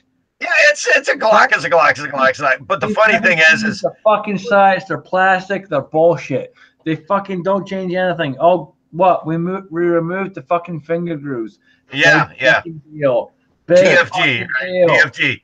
Yeah, Give me something. Give me fucking something, you fucking assholes. Listen to the fucking customer. The customer wants this, this, this, and this. You never listen to the customer. You know what, Glock? Fuck you. Fuck. You know what I can say? You know what I can say about Glock? They came out with that 19X, and it was like, oh, look, it's the that's a Glock. Look, Biggest it's the piece of shit they ever fucking made. But this is the thing. And, They for were marketing. Anyone watching, foreign and domestic. Beer is good food. Boom, That'll change it. And cheers, motherfuckers. Cheers. Beer is To the good sunny food. slopes of long ago. That don't heat you up and cool you down all at the same time. That's right. Fucker. What I was going to say, you know, if the 19X, if they wanted to make the 19X what the 19X was supposed to be, they would have brought out the military version with a safety, whether you like the safety or not. That was the military version. The one they said here to the military, it had a thumb safety. And if you wanted to sell the 19X and get that big price that you're getting, you should have put that on there and marketed it as the military weapon that didn't make it. No. I'm going to give a quick shout out to Robin Jones. Yes, Robin Jones, you got a ranch. You have been a big supporter, big supporter of my channel. So thank you. And yes, you earned a ranch. I'll take a wrench. Did I earn a wrench? All right, I'm just fucking with you. I don't care. You'll get a wrench when you actually shoot together and take a beer and cheer each other. That will happen. I'm gonna tell you right now. We are not. It's gonna happen sooner than you fucking think. It's gonna happen here pretty soon. What like tomorrow? Because I got to work. But next weekend I'm probably free. But whatever, dude. This week I'm completely full up. But next week, yes, we'll get together. Next weekend. We'll figure it out next week sometime. We'll figure it out. All righty. Like I said, Memorial Day, one way or the other. Y'all coming to. We're gonna blow shit up, dude. You got my number, dude. Text me. I'll figure it out one way or another. I'll fucking figure it out. We'll get her done. And guys, Alan just threw out the link. Frag Out Apparel. This is the last chance. Wednesday, it's done. That's it. Period. There's no more. Wednesday is the last for Scott's t-shirt. Because I was gonna go buy one tonight, and I got a prepaid credit card because I pretty much do everything cash, but I keep a prepaid credit card, and I didn't have enough, so I'm gonna go recharge it tomorrow, so I can go buy one of those shirts. If you have not bought a shirt to help out Mr. Holster, please click that link. It's in the description also, and Alan just threw it out in the chat. Please go click it. Please buy a shirt. Help them out. $15 from every one goes to Mr. Holster. And I will tell you right now, the last time we did this, we raised over $1,000. We got almost an $1,100 check going to Mr. Holster the first time we did this. That's awesome. Which is fucking huge. And you guys might not think that's a whole lot of money, but trust me, that's a ton of money when you have bills coming in the left, right, and center. It's absolutely fucking huge. And Every dollar counts. This is the biggest thing. He never asked for this. He told us not to do this. But I'm a fucking weasel. Yeah, you're the weasel. Weasel. And you Hey, know, Scotsman, I can tell you this. I watched Scott's video when he talked about this, and we're all men, and we I'm sorry, as hard as you are, there's certain things that pull at your emotions, and you could tell Scott. He appreciated he said in the video how he said, I told you not to do this, but he was getting choked up, dude. And that's awesome. Yeah. That's freaking awesome. Like I said, I got to recharge my card. I tried to do it tonight and I went, oh crap, I don't have $25. I'm going to go recharge it tomorrow. I got to get one of those shirts. Got to help Scott, man. And, you know, cancer sucks. I've lost many relatives to it. My father, my sister-in-law is terminal. Yeah, it just, cancer sucks. It does. Really does fucking suck, dude. C-Max is still struggling. You guys saw my update video. C-Max has gotten a lot better. He still has a lot of things going on. I'm not going to go into too much detail. He said I could, but I refuse to. That's just me. I don't want to put it out there. He has a lot going on. If you can, jump over to the link that I put in that description of that video. Donate, help him out. He has to get a bathroom installed, which I know he's already been, which has pretty much been done already. But if you can help and donate a little bit of money to that to help him out for the cost of that, please do so. Go check that video out. C-Max update.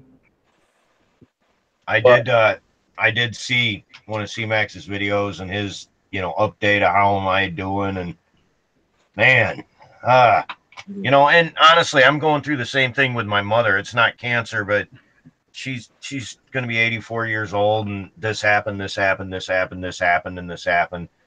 you know, and had to get this installed and that installed. Just, and yeah, it's, yeah.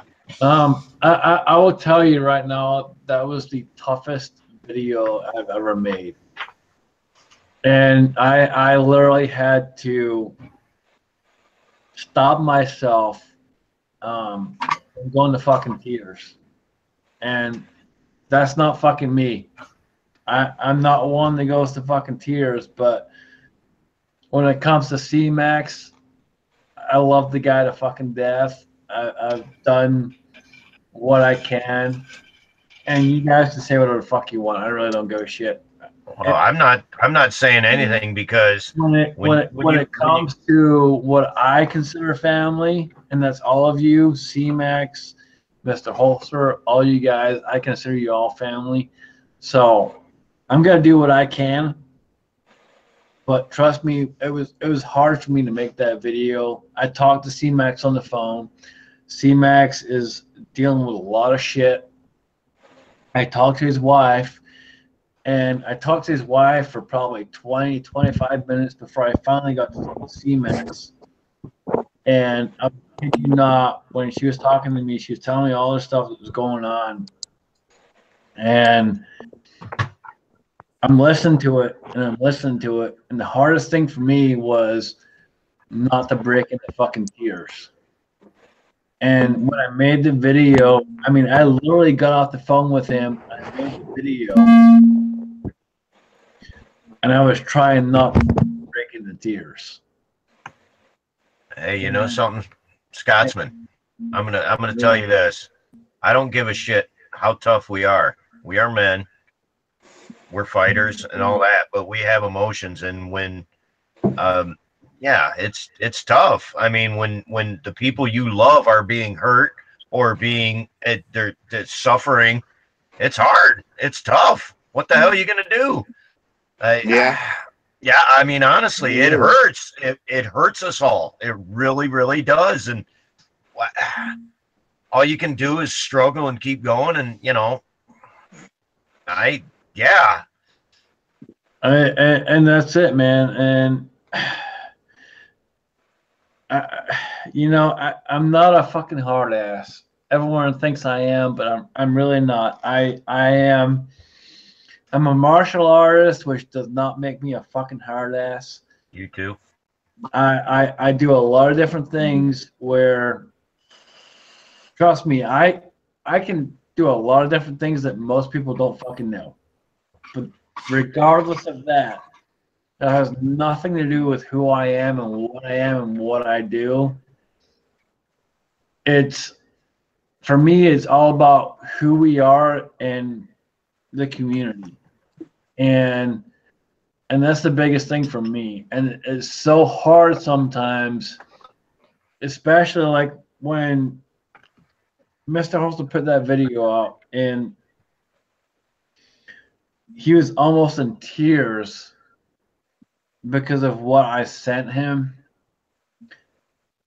And I tried, for me, when I was doing this stuff and trying to think of things I could do, I was trying not to break into fucking tears myself. And as stupid as that might sound to some people, it is what it is. It don't sound stupid to me. Look, you know, I fucking love you all. Seriously, you guys are all fucking family to me. And I'm gonna do whatever the fuck I can for each and every single one of you guys. If you send me a fucking email, if you send me a PM, if you send me a fucking text message, if you're one of those lucky enough to have my phone number, I'm going to do whatever I can to help you. That's what I fucking do. well, you know, dude, I appreciate that. And honestly, it boils down to this. You're a good soul, and that's what good souls do. And Exactly. And honestly, we as a community, as people, as you know, you get to know people and you see somebody suffering, and you know, and like I said, Scotsman, we're not hard asses. We're just, you know, we try and train and be prepared, and we try. But if you're a good hard ass, you also train how to save people, which means, okay, well, you better train in some first aid and blah blah blah. But you also train in, we have a heart. We are not evil. We are the good guys protecting the good people. If evil comes our way, we defend against evil. But in our hearts, we are the good people. And when it comes to helping the people that need it, that's us. That's what we have to do. And we get a bad rap as gun owners. That's what gets me. It's like, oh, you're just evil and want to kill, blah blah. And it's like, are you serious? We are the most peace loving, and the people that carry. We don't want evil. We want peace. We carry to defend against evil. And really, what? And yeah, and we don't leave brothers behind. Exactly, and that's exactly one of the biggest things is we are not only peaceful, we are the ones that look out for each other. We are the ones that say, you know what, you're my fucking brother. Alan, Armand Axis, Thack, Bearded CB. Shane, you know you can call me Chris, right? Yeah. Okay. I'm Chris, and you know it. Yeah. And of course, Ed, you guys are all family. We have so many family out there in side chat. The Real Cobra Burnout. And you know what? We butted heads a few times, me and the Real Cobra Burnout. Not on purpose, but we butted heads a few times. And it's been some dumb shit. And it happens, unfortunately. It happens. There was a chat we were on, and some shit happened, and we butted heads, and it was not meant on purpose whatsoever. But shit happened. And trust me, I emailed him back and forth to make sure he understood that there was no ill feelings whatsoever. I love that guy to fucking death.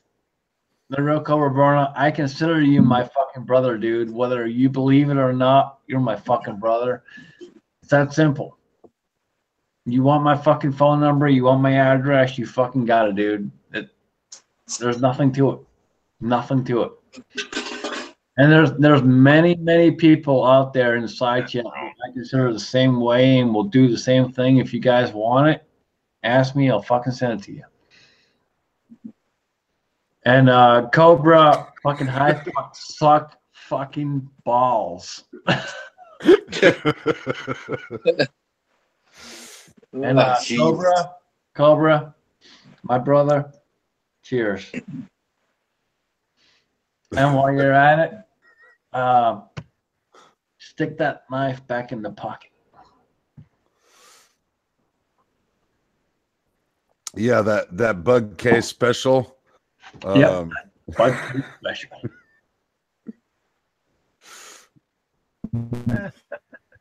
And stop hating on PBR. I don't know. He's kind of asking quite a lot there. I mean, no, you're gonna lose your fucking wrench. I mean, hating on High Points is one thing, but hating on PBR too. I mean, that's he's kind of asking quite a bit. Yeah, he's gonna lose his fucking wrench, dude. Talking about fucking that shit. I swear to God.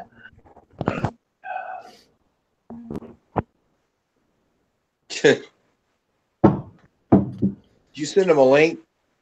I sent him a link too. I sent so many fucking people. Dude, I sent like fucking 33 links. Well, I got mine. Hey, PBR and Busch Light, or we call it beer flavored water. You I sent John Solar a link too. I drink don't a bunch know of them. half of you fuckers are at. Well, I'm here. God damn it. Nice Yeah, try. we've actually had a very good panel tonight. And Nice Strike, you didn't get a link because I didn't send you a fucking link. Damn. Because I sent other people a link to give them a chance.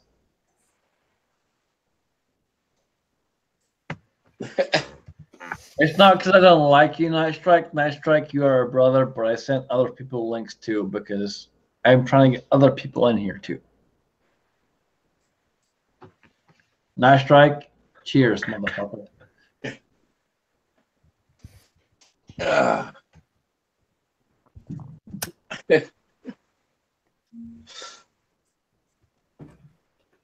Well, we are way past our time, but I don't care. We're going to keep on fucking going. And since Nice Strike is crying like a little fucking bitch, I'll send him a link. And while I'm doing that, Alan, rock and roll, brother. Very well, very well. So, I mean, we haven't been able to hear too much from Brenda this evening. How are you doing tonight? Hey, I'm doing good, guys. I know, all about the cancer sucks crap, because my mom just passed last year. And it was tough, I watched her die twice. And wow, that's something I wouldn't do again. Yeah. It's terrible. Yeah. So if you guys don't know, TAC is doing a fundraiser. And this is something we've done for the past 4 years. We do fundraisers for people that have cancer. And so it's a good thing. The money goes toward the patients. So,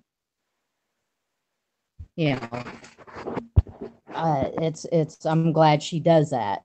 And it helps out a lot of families. Absolutely. That's awesome.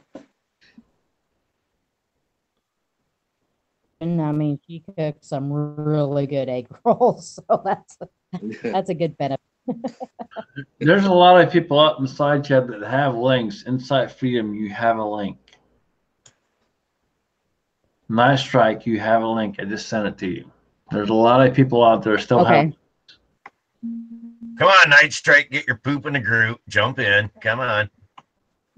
Quit being a bitch like you are. We all know you're a bitch. Wow.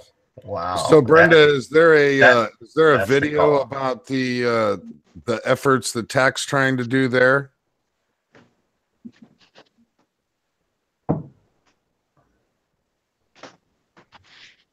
Is that my friend Scott? That's my friend Scott. What's up, Mr. Silverback? What's You're up, in the buddy? dark. You're dark. Come Yeah. on, you're dark. Come on, get some lights on, man. Enlist. If not, just go logo, okay? I see your hand. I see your hand. Specimen, respectfully, go fuck yourself. Oh, Night Strike's here too. Look out. Hey, Night Strike. All Fuck right, you, where's- dude. You're lucky you got a fucking link, asshole. What's up, gorillas? Hey, Night Strike, while I'm at it, fuck you and cheers. Yeah, don't choke. The beard is in the house. That is gay. I don't swallow, so I'm all good. Wow. He went there. That's just wrong. If you are not accustomed to my channel, there is no fucking PC. We don't do PC here. And yes, there is. It's fucking gay. And fuck you. And there is no PC. If you're not accustomed to on PC, there's no snowflake bullshit on this channel. This is the Crazy Scotsman. Here, fuck you. Eat a bowl of dicks. And yes. Cheers. All right, I'm going to turn my camera on just because As you can see, Also, never accept the pizza from Janice Gay. hold on, shut the fuck up. I'm talking here. my camera's on. You see that? Hey, whoa, I'm fucking talking here. I'm getting a plug for an You're going to intermittent. plug. The Crazy Scotsman. And yes, fuck you. Eat a bowl of dicks and cheers. Cheers. I don't have a beer, but I'll pretend. You gotta do a little bit more working out some of those 12-ounce curls. Dude, I do them every day. You guys have got to work out better. You have to fucking work harder. If you want to be on my fucking chat, you got to work harder. Girls and guns. Dude, you ain't got a beer in your hand. I'm gonna have to eject you. You're done, dude. You're done. You're fucking done. Well, hey, man, I can't drink, man. I get gout. Nope, you're done, dude. You're done. Come on, give him a chance. He's my brother. No, man, the fuck up. Well, he tried. He tried, and it made his medical condition go really bad. Yeah, I can't drink, man. I wish I could. Trust me. I have medical conditions too. Man, the fuck up, dude. Man, the fuck up. Well, his medical condition is if he drinks a little bit, it might kill him. So, I don't give a shit. I'm Scottish. We fucking drink. That's what we do. Well, I'm Irish. We drink. So, I'm Scottish and Irish. Fuck up. Man, fuck up. Cheers. Whiskey. Drink, bitches. This is what you jumped into, Scott. This is what you jumped into, brother. Yeah, I just jumped in, man. I mean, shit. Getting attacked as soon as I walked in the door. It's good to see you, man. It was cool. Hey, dude, you fucking walk into my chat, you fucking deal with bullshit, dude. You fucking live, you learn, you fucking it's crazy here, Scott. It's crazy. Well, hey, I mean, he ain't the Crazy Scotsman for nothing. There you go. At least he's transparent. Good to see you, brother. Good to see you. Yeah, Yep. man, it's been a while. Good to see you, and man the fuck up and drink something hard. Well, unfortunately, I don't have any right now, but All right, well, moving on. Ed, say something good. Do what? Say something good. You all are great. You're my family. hey, I got something good for you. I shot a Glock today. All right, you're a god. Yeah, there you go. Done. Hey, I didn't say I liked it. All right. Oh, you antagonizing dude. Boom! He's gone. What the? Don't fucking say you like Glocks. Don't ever say that on my fucking channel. You're done, dude. Bump. Yes, this is not the Crazy Glocksman's channel. Yeah. Don't as ever much as somebody wants to make it believable. Yeah, it's the Crazy Scotsman. Scotsman is pronounced Scotsman. CZCOTMANS, I think. Hey, Scotsman. Oh, fuck with the Crazy Scotsman, Glocksman, CZ Glocksman. Hey, Scotsman. Do you know he said he fired a Glock today and he didn't like it, and then you dumped him? He said he fired a Glock today and he didn't like it, and you said, "Why didn't you dumped him?" He said he didn't like it. Hold on. He fired a fucking Glock. He's done. Well, I fired Glocks and I said I didn't like them. So what? It didn't. Wow. We fucking eject your ass too. Oh, come on, really? Oh, look, now he's showing a Glock. Yeah, that's right. Battle worn. Ed, I love you, dude. Fucking stop. Make me fucking eject you. Oh, you ejected Scott. He's such a good dude, man. He is not a Glock lover. Trust me, he is not a Glock lover at all. Oh wow, I'm gonna have to like text him and go, dude. Scotsman ejected you and misunderstood. You hated the Glock.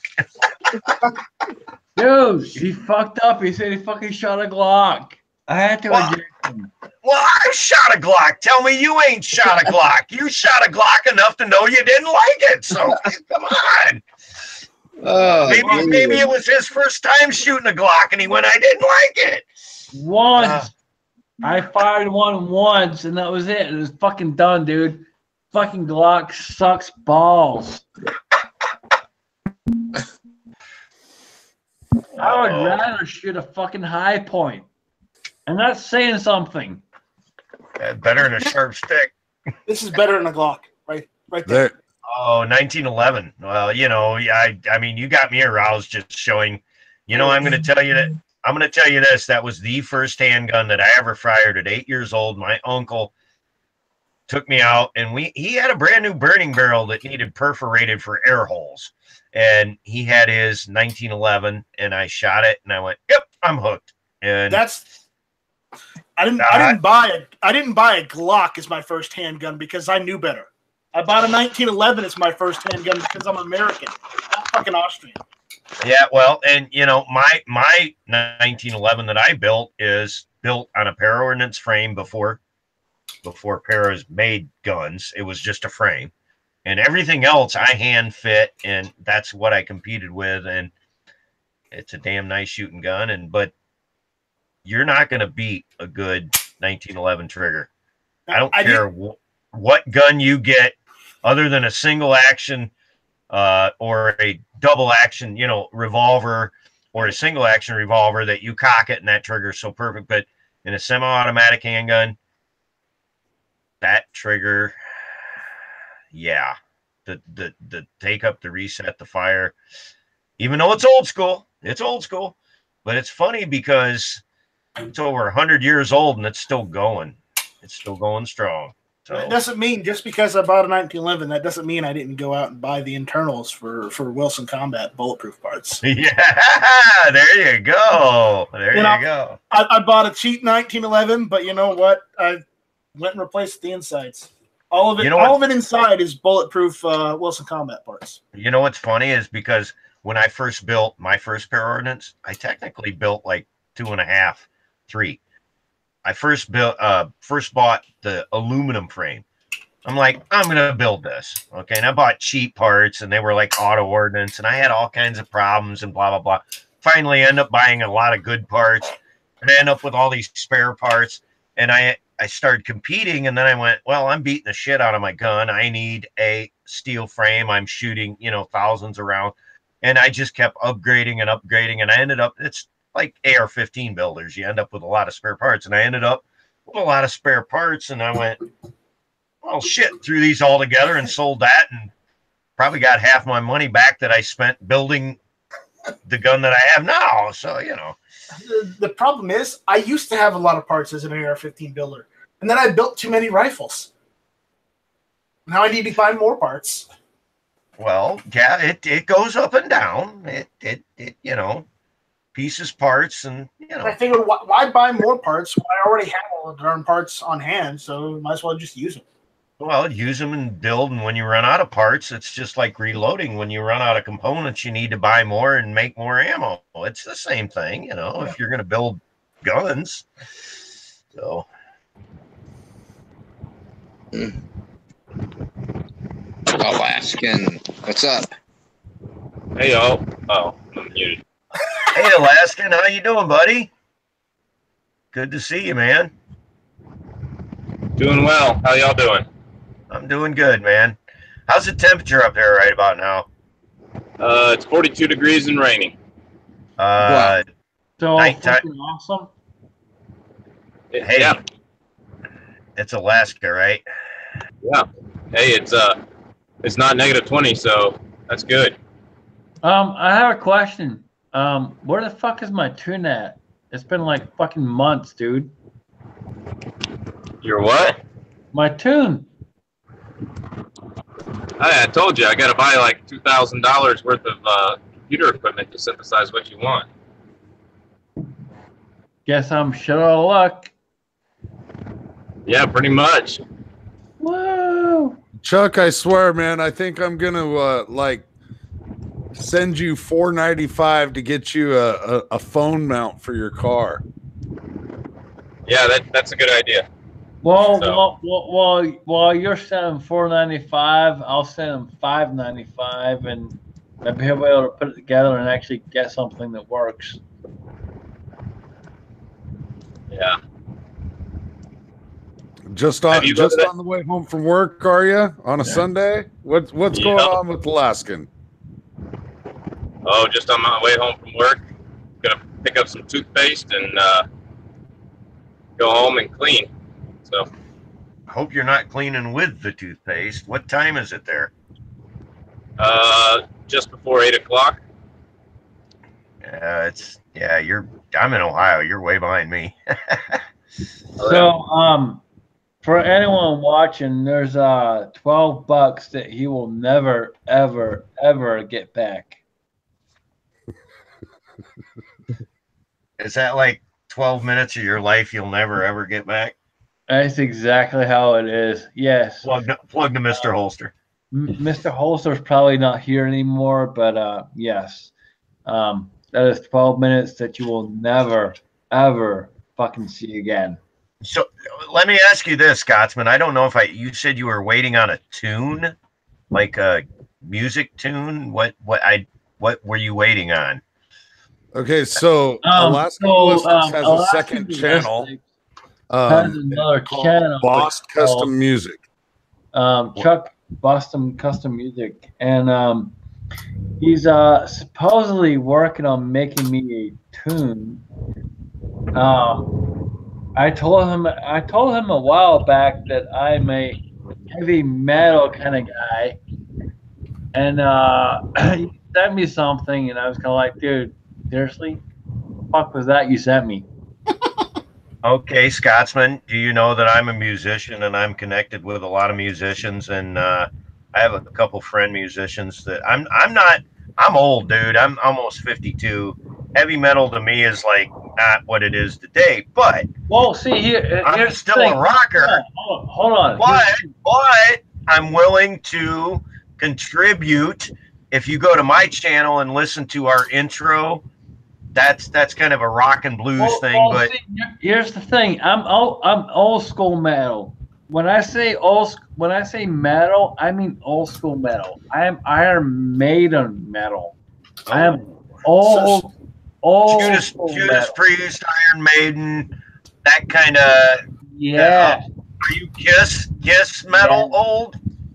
I mean, because okay, throw a little bit of Motorhead in there, and I think he'll be golden.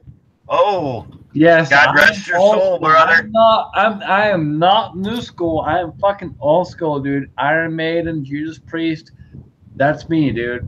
Okay, well, I have this friend of mine that he's really good on guitar, and I'm pretty good on drums, and I'm pretty sure we could probably come up with something. And I got to bug him about, because, you know, my channel is Armament and Axes, Guns, Guitars, which is guns and music, you know what I mean?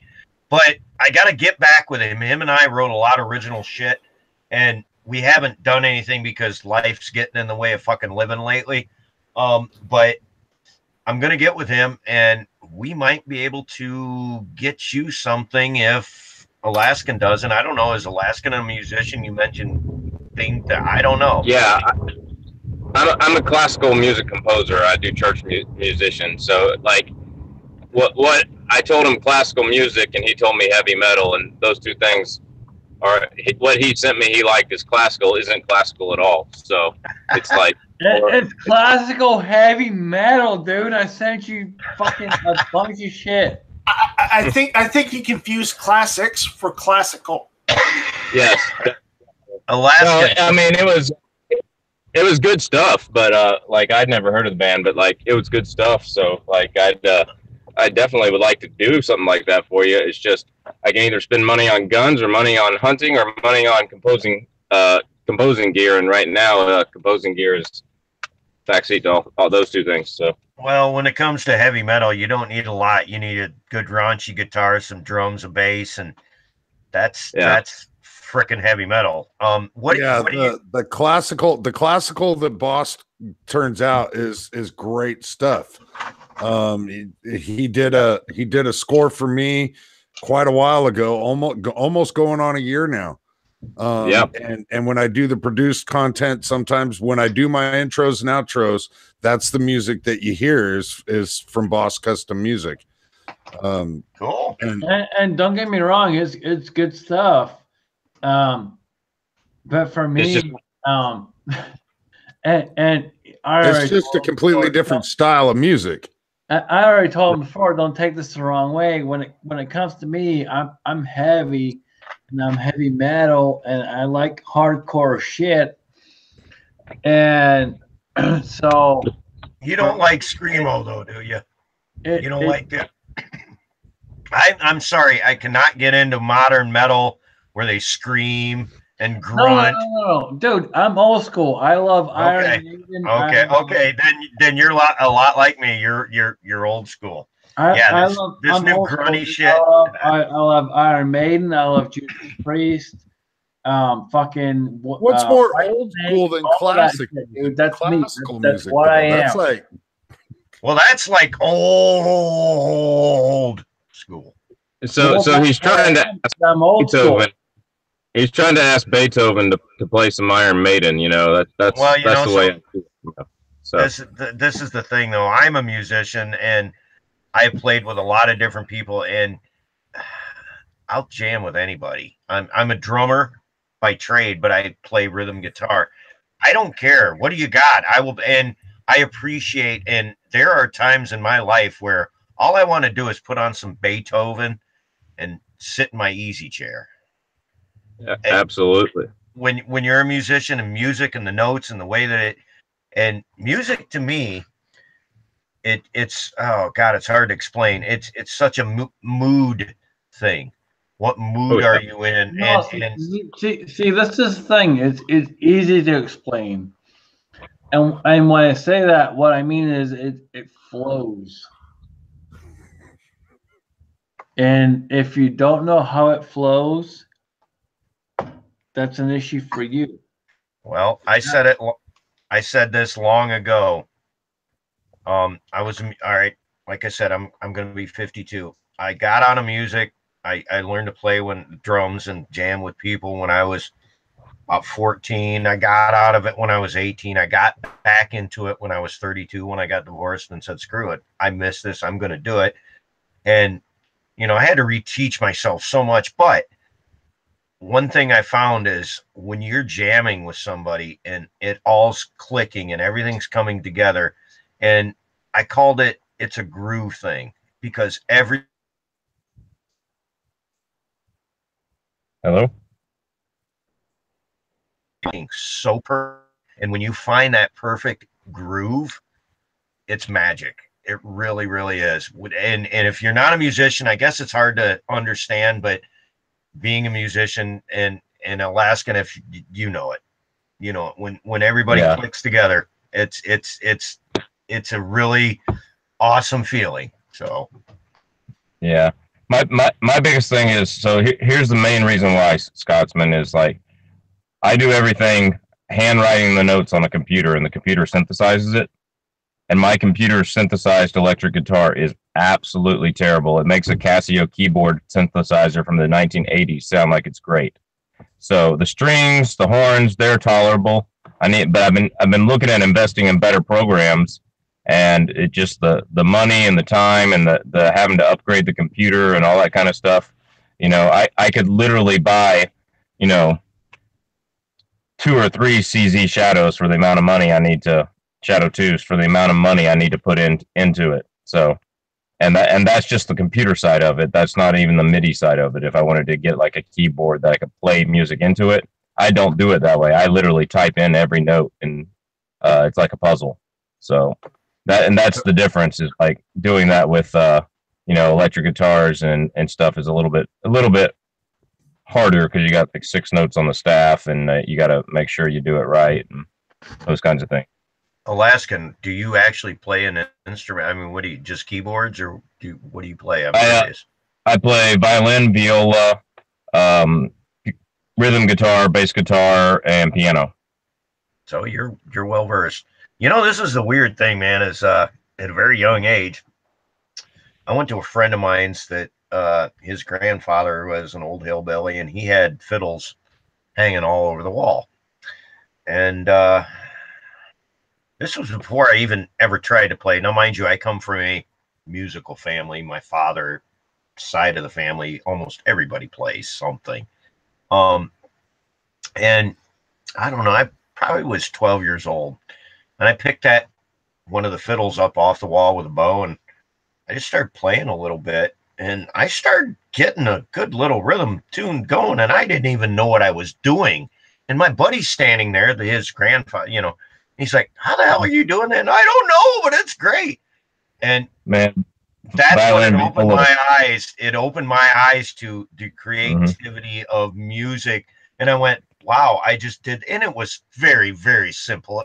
But I was keeping this rhythm going, and it was like, yep, it's in the blood. It's there. So that's cool, man, that you play all them instruments. Right now, I can play a little bass. I'm a drummer and rhythm guitar. And I messed around with a keyboard just a little bit, enough to know I could probably do this if I tried a little bit harder. So, yeah, to me, the keyboard piano thing is like, it's the best map if you want to know the theory behind music. Yes, that's why I play. I play it. It's a whole lot easier to picture the notes on the piano, the way they're mapped, and the steps and the skips, than it is on like the guitar. So, starts in C, starts in C, and starts in C, and starts in C, and yep. I said that the same thing. It's like, you go to the guitar and the string, and it's like, well, shit, the keyboard's all just laid out right in front of you. It's like, well, you start here and the easy. Yeah, that's why every major composer plays piano. At least enough to write down their notes. Because if I'm going to teach Alan here music theory and what the difference between a chord and a scale is, I'm going to show him on the piano, because it's mapped out. So even if he wants to play guitar, he has to understand, if he wants to start writing music and know what a C chord versus a G chord is, you can memorize those chords on the guitar, but it doesn't do you any good for what notes are inside of them or how you can change them and what things you can do. Well, yes. Got it on piano. My limited experience with music is exactly that. When I was in the first grade, I took piano lessons. And because it seemed like it was going to be the easiest to understand. That's why I picked specifically piano when I was in the first grade. I'm like, it goes from here to there. All these other things are like up and downs and side to side, and it goes from here to here, and then from there to there, and then from there to there. The piano just seemed a lot more simpler, that I was going to be able to understand it from one end to the other. That's just what it is. And so, in the first grade, I started playing piano. Well, the first instrument I actually tried to play in school was the trombone, and I learned very early that I don't like with my lips because they got numb, and that's how you got to play. And the trombone was definitely it's like an unfretted instrument. You got to know the tone. You got to know the tone. You got to hear where that tone is. But I got into it just because I thought it was a cool instrument, you know, the sounds you could make with it. But honestly, I would have loved to play it more, but the whole going and my lips got numb.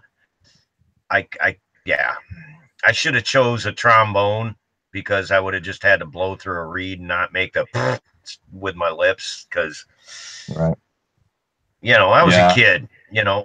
After you go with your lips for so long and they get numb, you kind of, it just didn't work.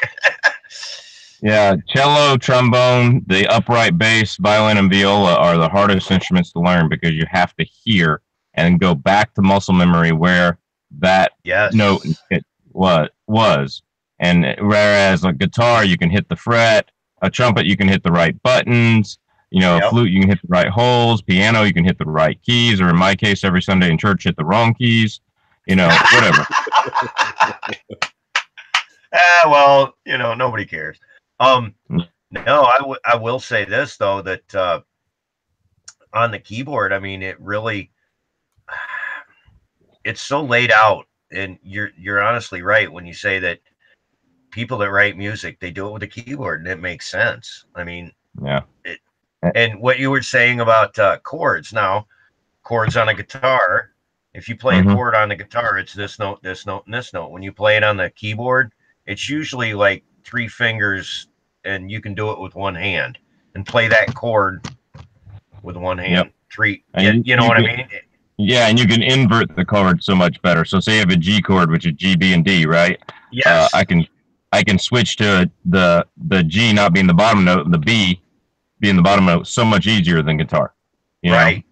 Well, and because it's laid out flat, not you got to contort your fingers to make. Exactly. Like say this: whoever designed the guitar and laid it out was a very smart person.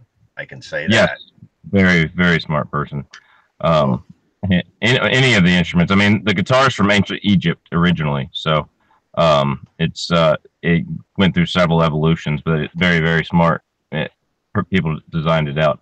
I've got to go. I've got to run. I got to meet my girlfriend. So peace, brother. What's that? Hey, I said peace, brother, and I didn't know you were a musician, and that's even cooler. So we're gunning outdoors, shooting, fishing, and musician. Yeah, that's just absolutely. And, you know, this is the funny thing, that hanging out with a lot of people and getting to meet a lot of people on YouTube and shooters, finding out I didn't know Iraq Veteran was a guitar player, and then he started his Guitar Arsenal channel, and he's damn good guitar player, you know. And it's like I'm finding out that a lot of us guys that are into guns, we're also into music. We're musicians, and it's pretty cool. So it's great finding out you're a musician too.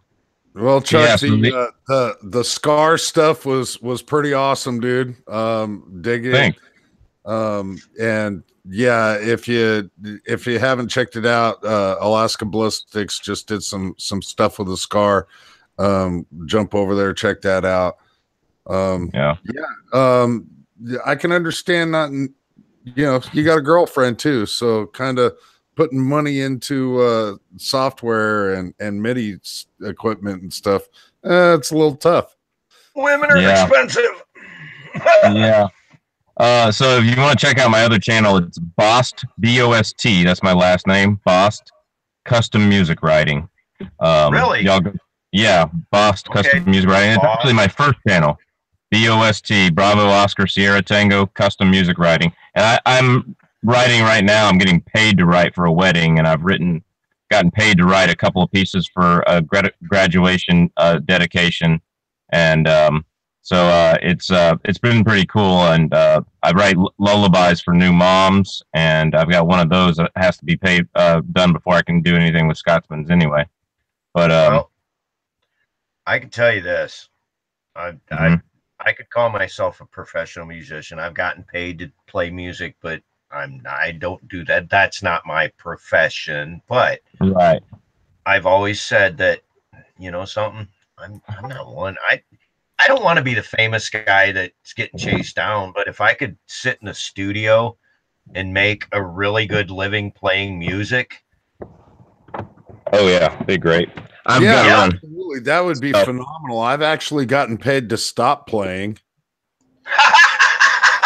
Well, I mean, well, here's the thing. Again, Armament Access, dude. If you can help someone with what you do, who you are, fucking do it. I do it. I do. I've helped people music. I've helped guns. I do that. It's funny because this one young musician that had never fired a gun before in his life, and he was 23 years old. Now he's got guns and he's a member of our club and he's a shooter. And I'm like, and I showed him the basics and tried to train him, and yep. And he's a musician too. Damn good bass player, damn good guitarist. And you help pass on what you have learned. Pass on what you have learned. Do unto others as they would do unto you. All right, I'm ranting now. Next.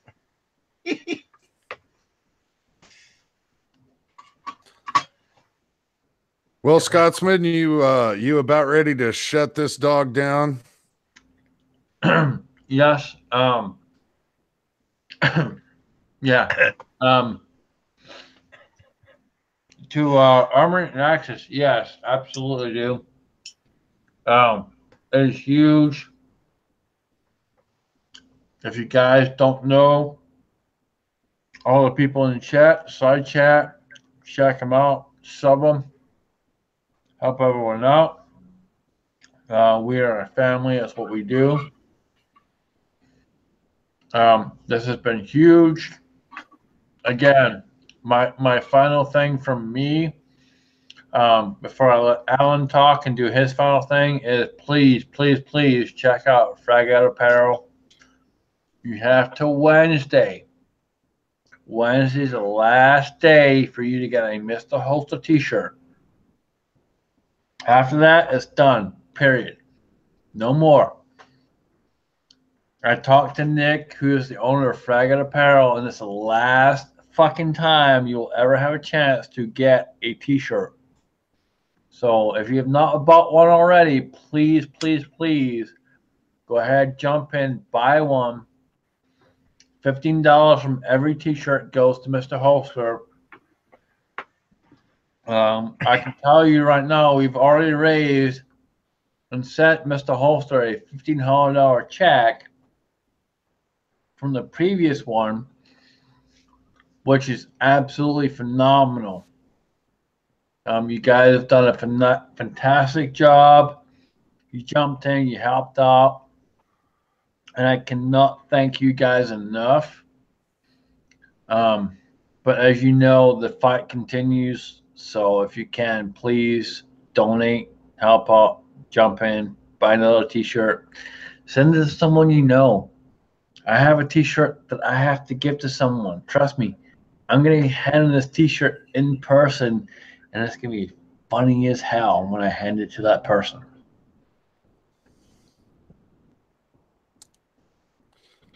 So, Armament, you got any closings you want to put out there? Like I said, man, I don't do credit cards. I do cash, but I have a prepaid credit card, and I went to buy the Mr. Holster shirt, and I looked at my credit card, and I went, oh, crap. Okay, I'm going to go recharge it tomorrow, and I think I'm going to buy 2 or 3 just to give to peeps. But, and maybe, just maybe, because I've gained some subs tonight, I'm pretty sure I'm almost at 230. I might be doing one as a giveaway. So I got some other stuff I'm looking to give away. I got some stuff from Hank and Lola Strange just for helping them out, being a moderator, and you know, And it's like, I don't know how the hell I got to 200 subs, but I guess it got there. And I know how I got there because it was hanging out with peeps like you and Alan B. Yeah, he got me a few, and hanging out with Tardot and Clovertac, and you know, it just that's how it works. We're all hanging out together, and I'm definitely looking to do a X amount of sub giveaway. So I'm gonna go get the card charged tomorrow, and I'm gonna get some shirts, and I'm gonna give at least one away. That's for sure. Other than that, working a lot. Hoping to get more videos out. Got content recorded. Got to edit. Scotsman's going to come and shoot with me on Memorial Day, and he doesn't know it, but he does know it. But he's going to come shoot with me on Memorial Day because we got some Binary X we're going to have some fun with, and then maybe later enjoy some really good beer. But anyway, other than that, yeah, that's my parting thoughts, brother. All right, all right. All I gotta say to that is hell yeah, and yes we will, and fuck yeah, brother. Right on. That being said, LMB Pro, would you like to do your outro? Well, the link to the Frag Out Clothing Company is in the side chat there, and hit that up. It also encourage you to check out the rest of the stuff he's got on the site. He does have some cool stuff. I've picked up some extra stuff as well, just showing the guys some love for doing us the favor of doing that. Also, Hard Target is still running deals on that AR 500 Hard steel, with some benefit going to Mr. Holster as well. So if you're in any kind of market for for steel, Hard Target is the place to be. His prices can't be beat. His customer service is phenomenal. So yeah, pick up some of that stuff there. I'm getting closer to the 500 mark, and I might end up doing something at the 500. I can't guarantee it. But if I do, be looking for that. And I do have some things in the works, and hopefully we'll be able to get around to getting that footage out there and getting some more content out there for everybody. Thanks for showing up tonight. Thanks everybody in the side chat. We had a very, very good panel tonight. And as always, keep the magazines loaded and one in the chamber. All right, guys. With that being said, I appreciate y'all. Appreciate everyone in the side chat. And guys, cheers to Mr. Holster. Cheers to Jack. To the Sunny Slopes, to Land Go. Cheers, guys. Peace. And with that being said, we are out of here.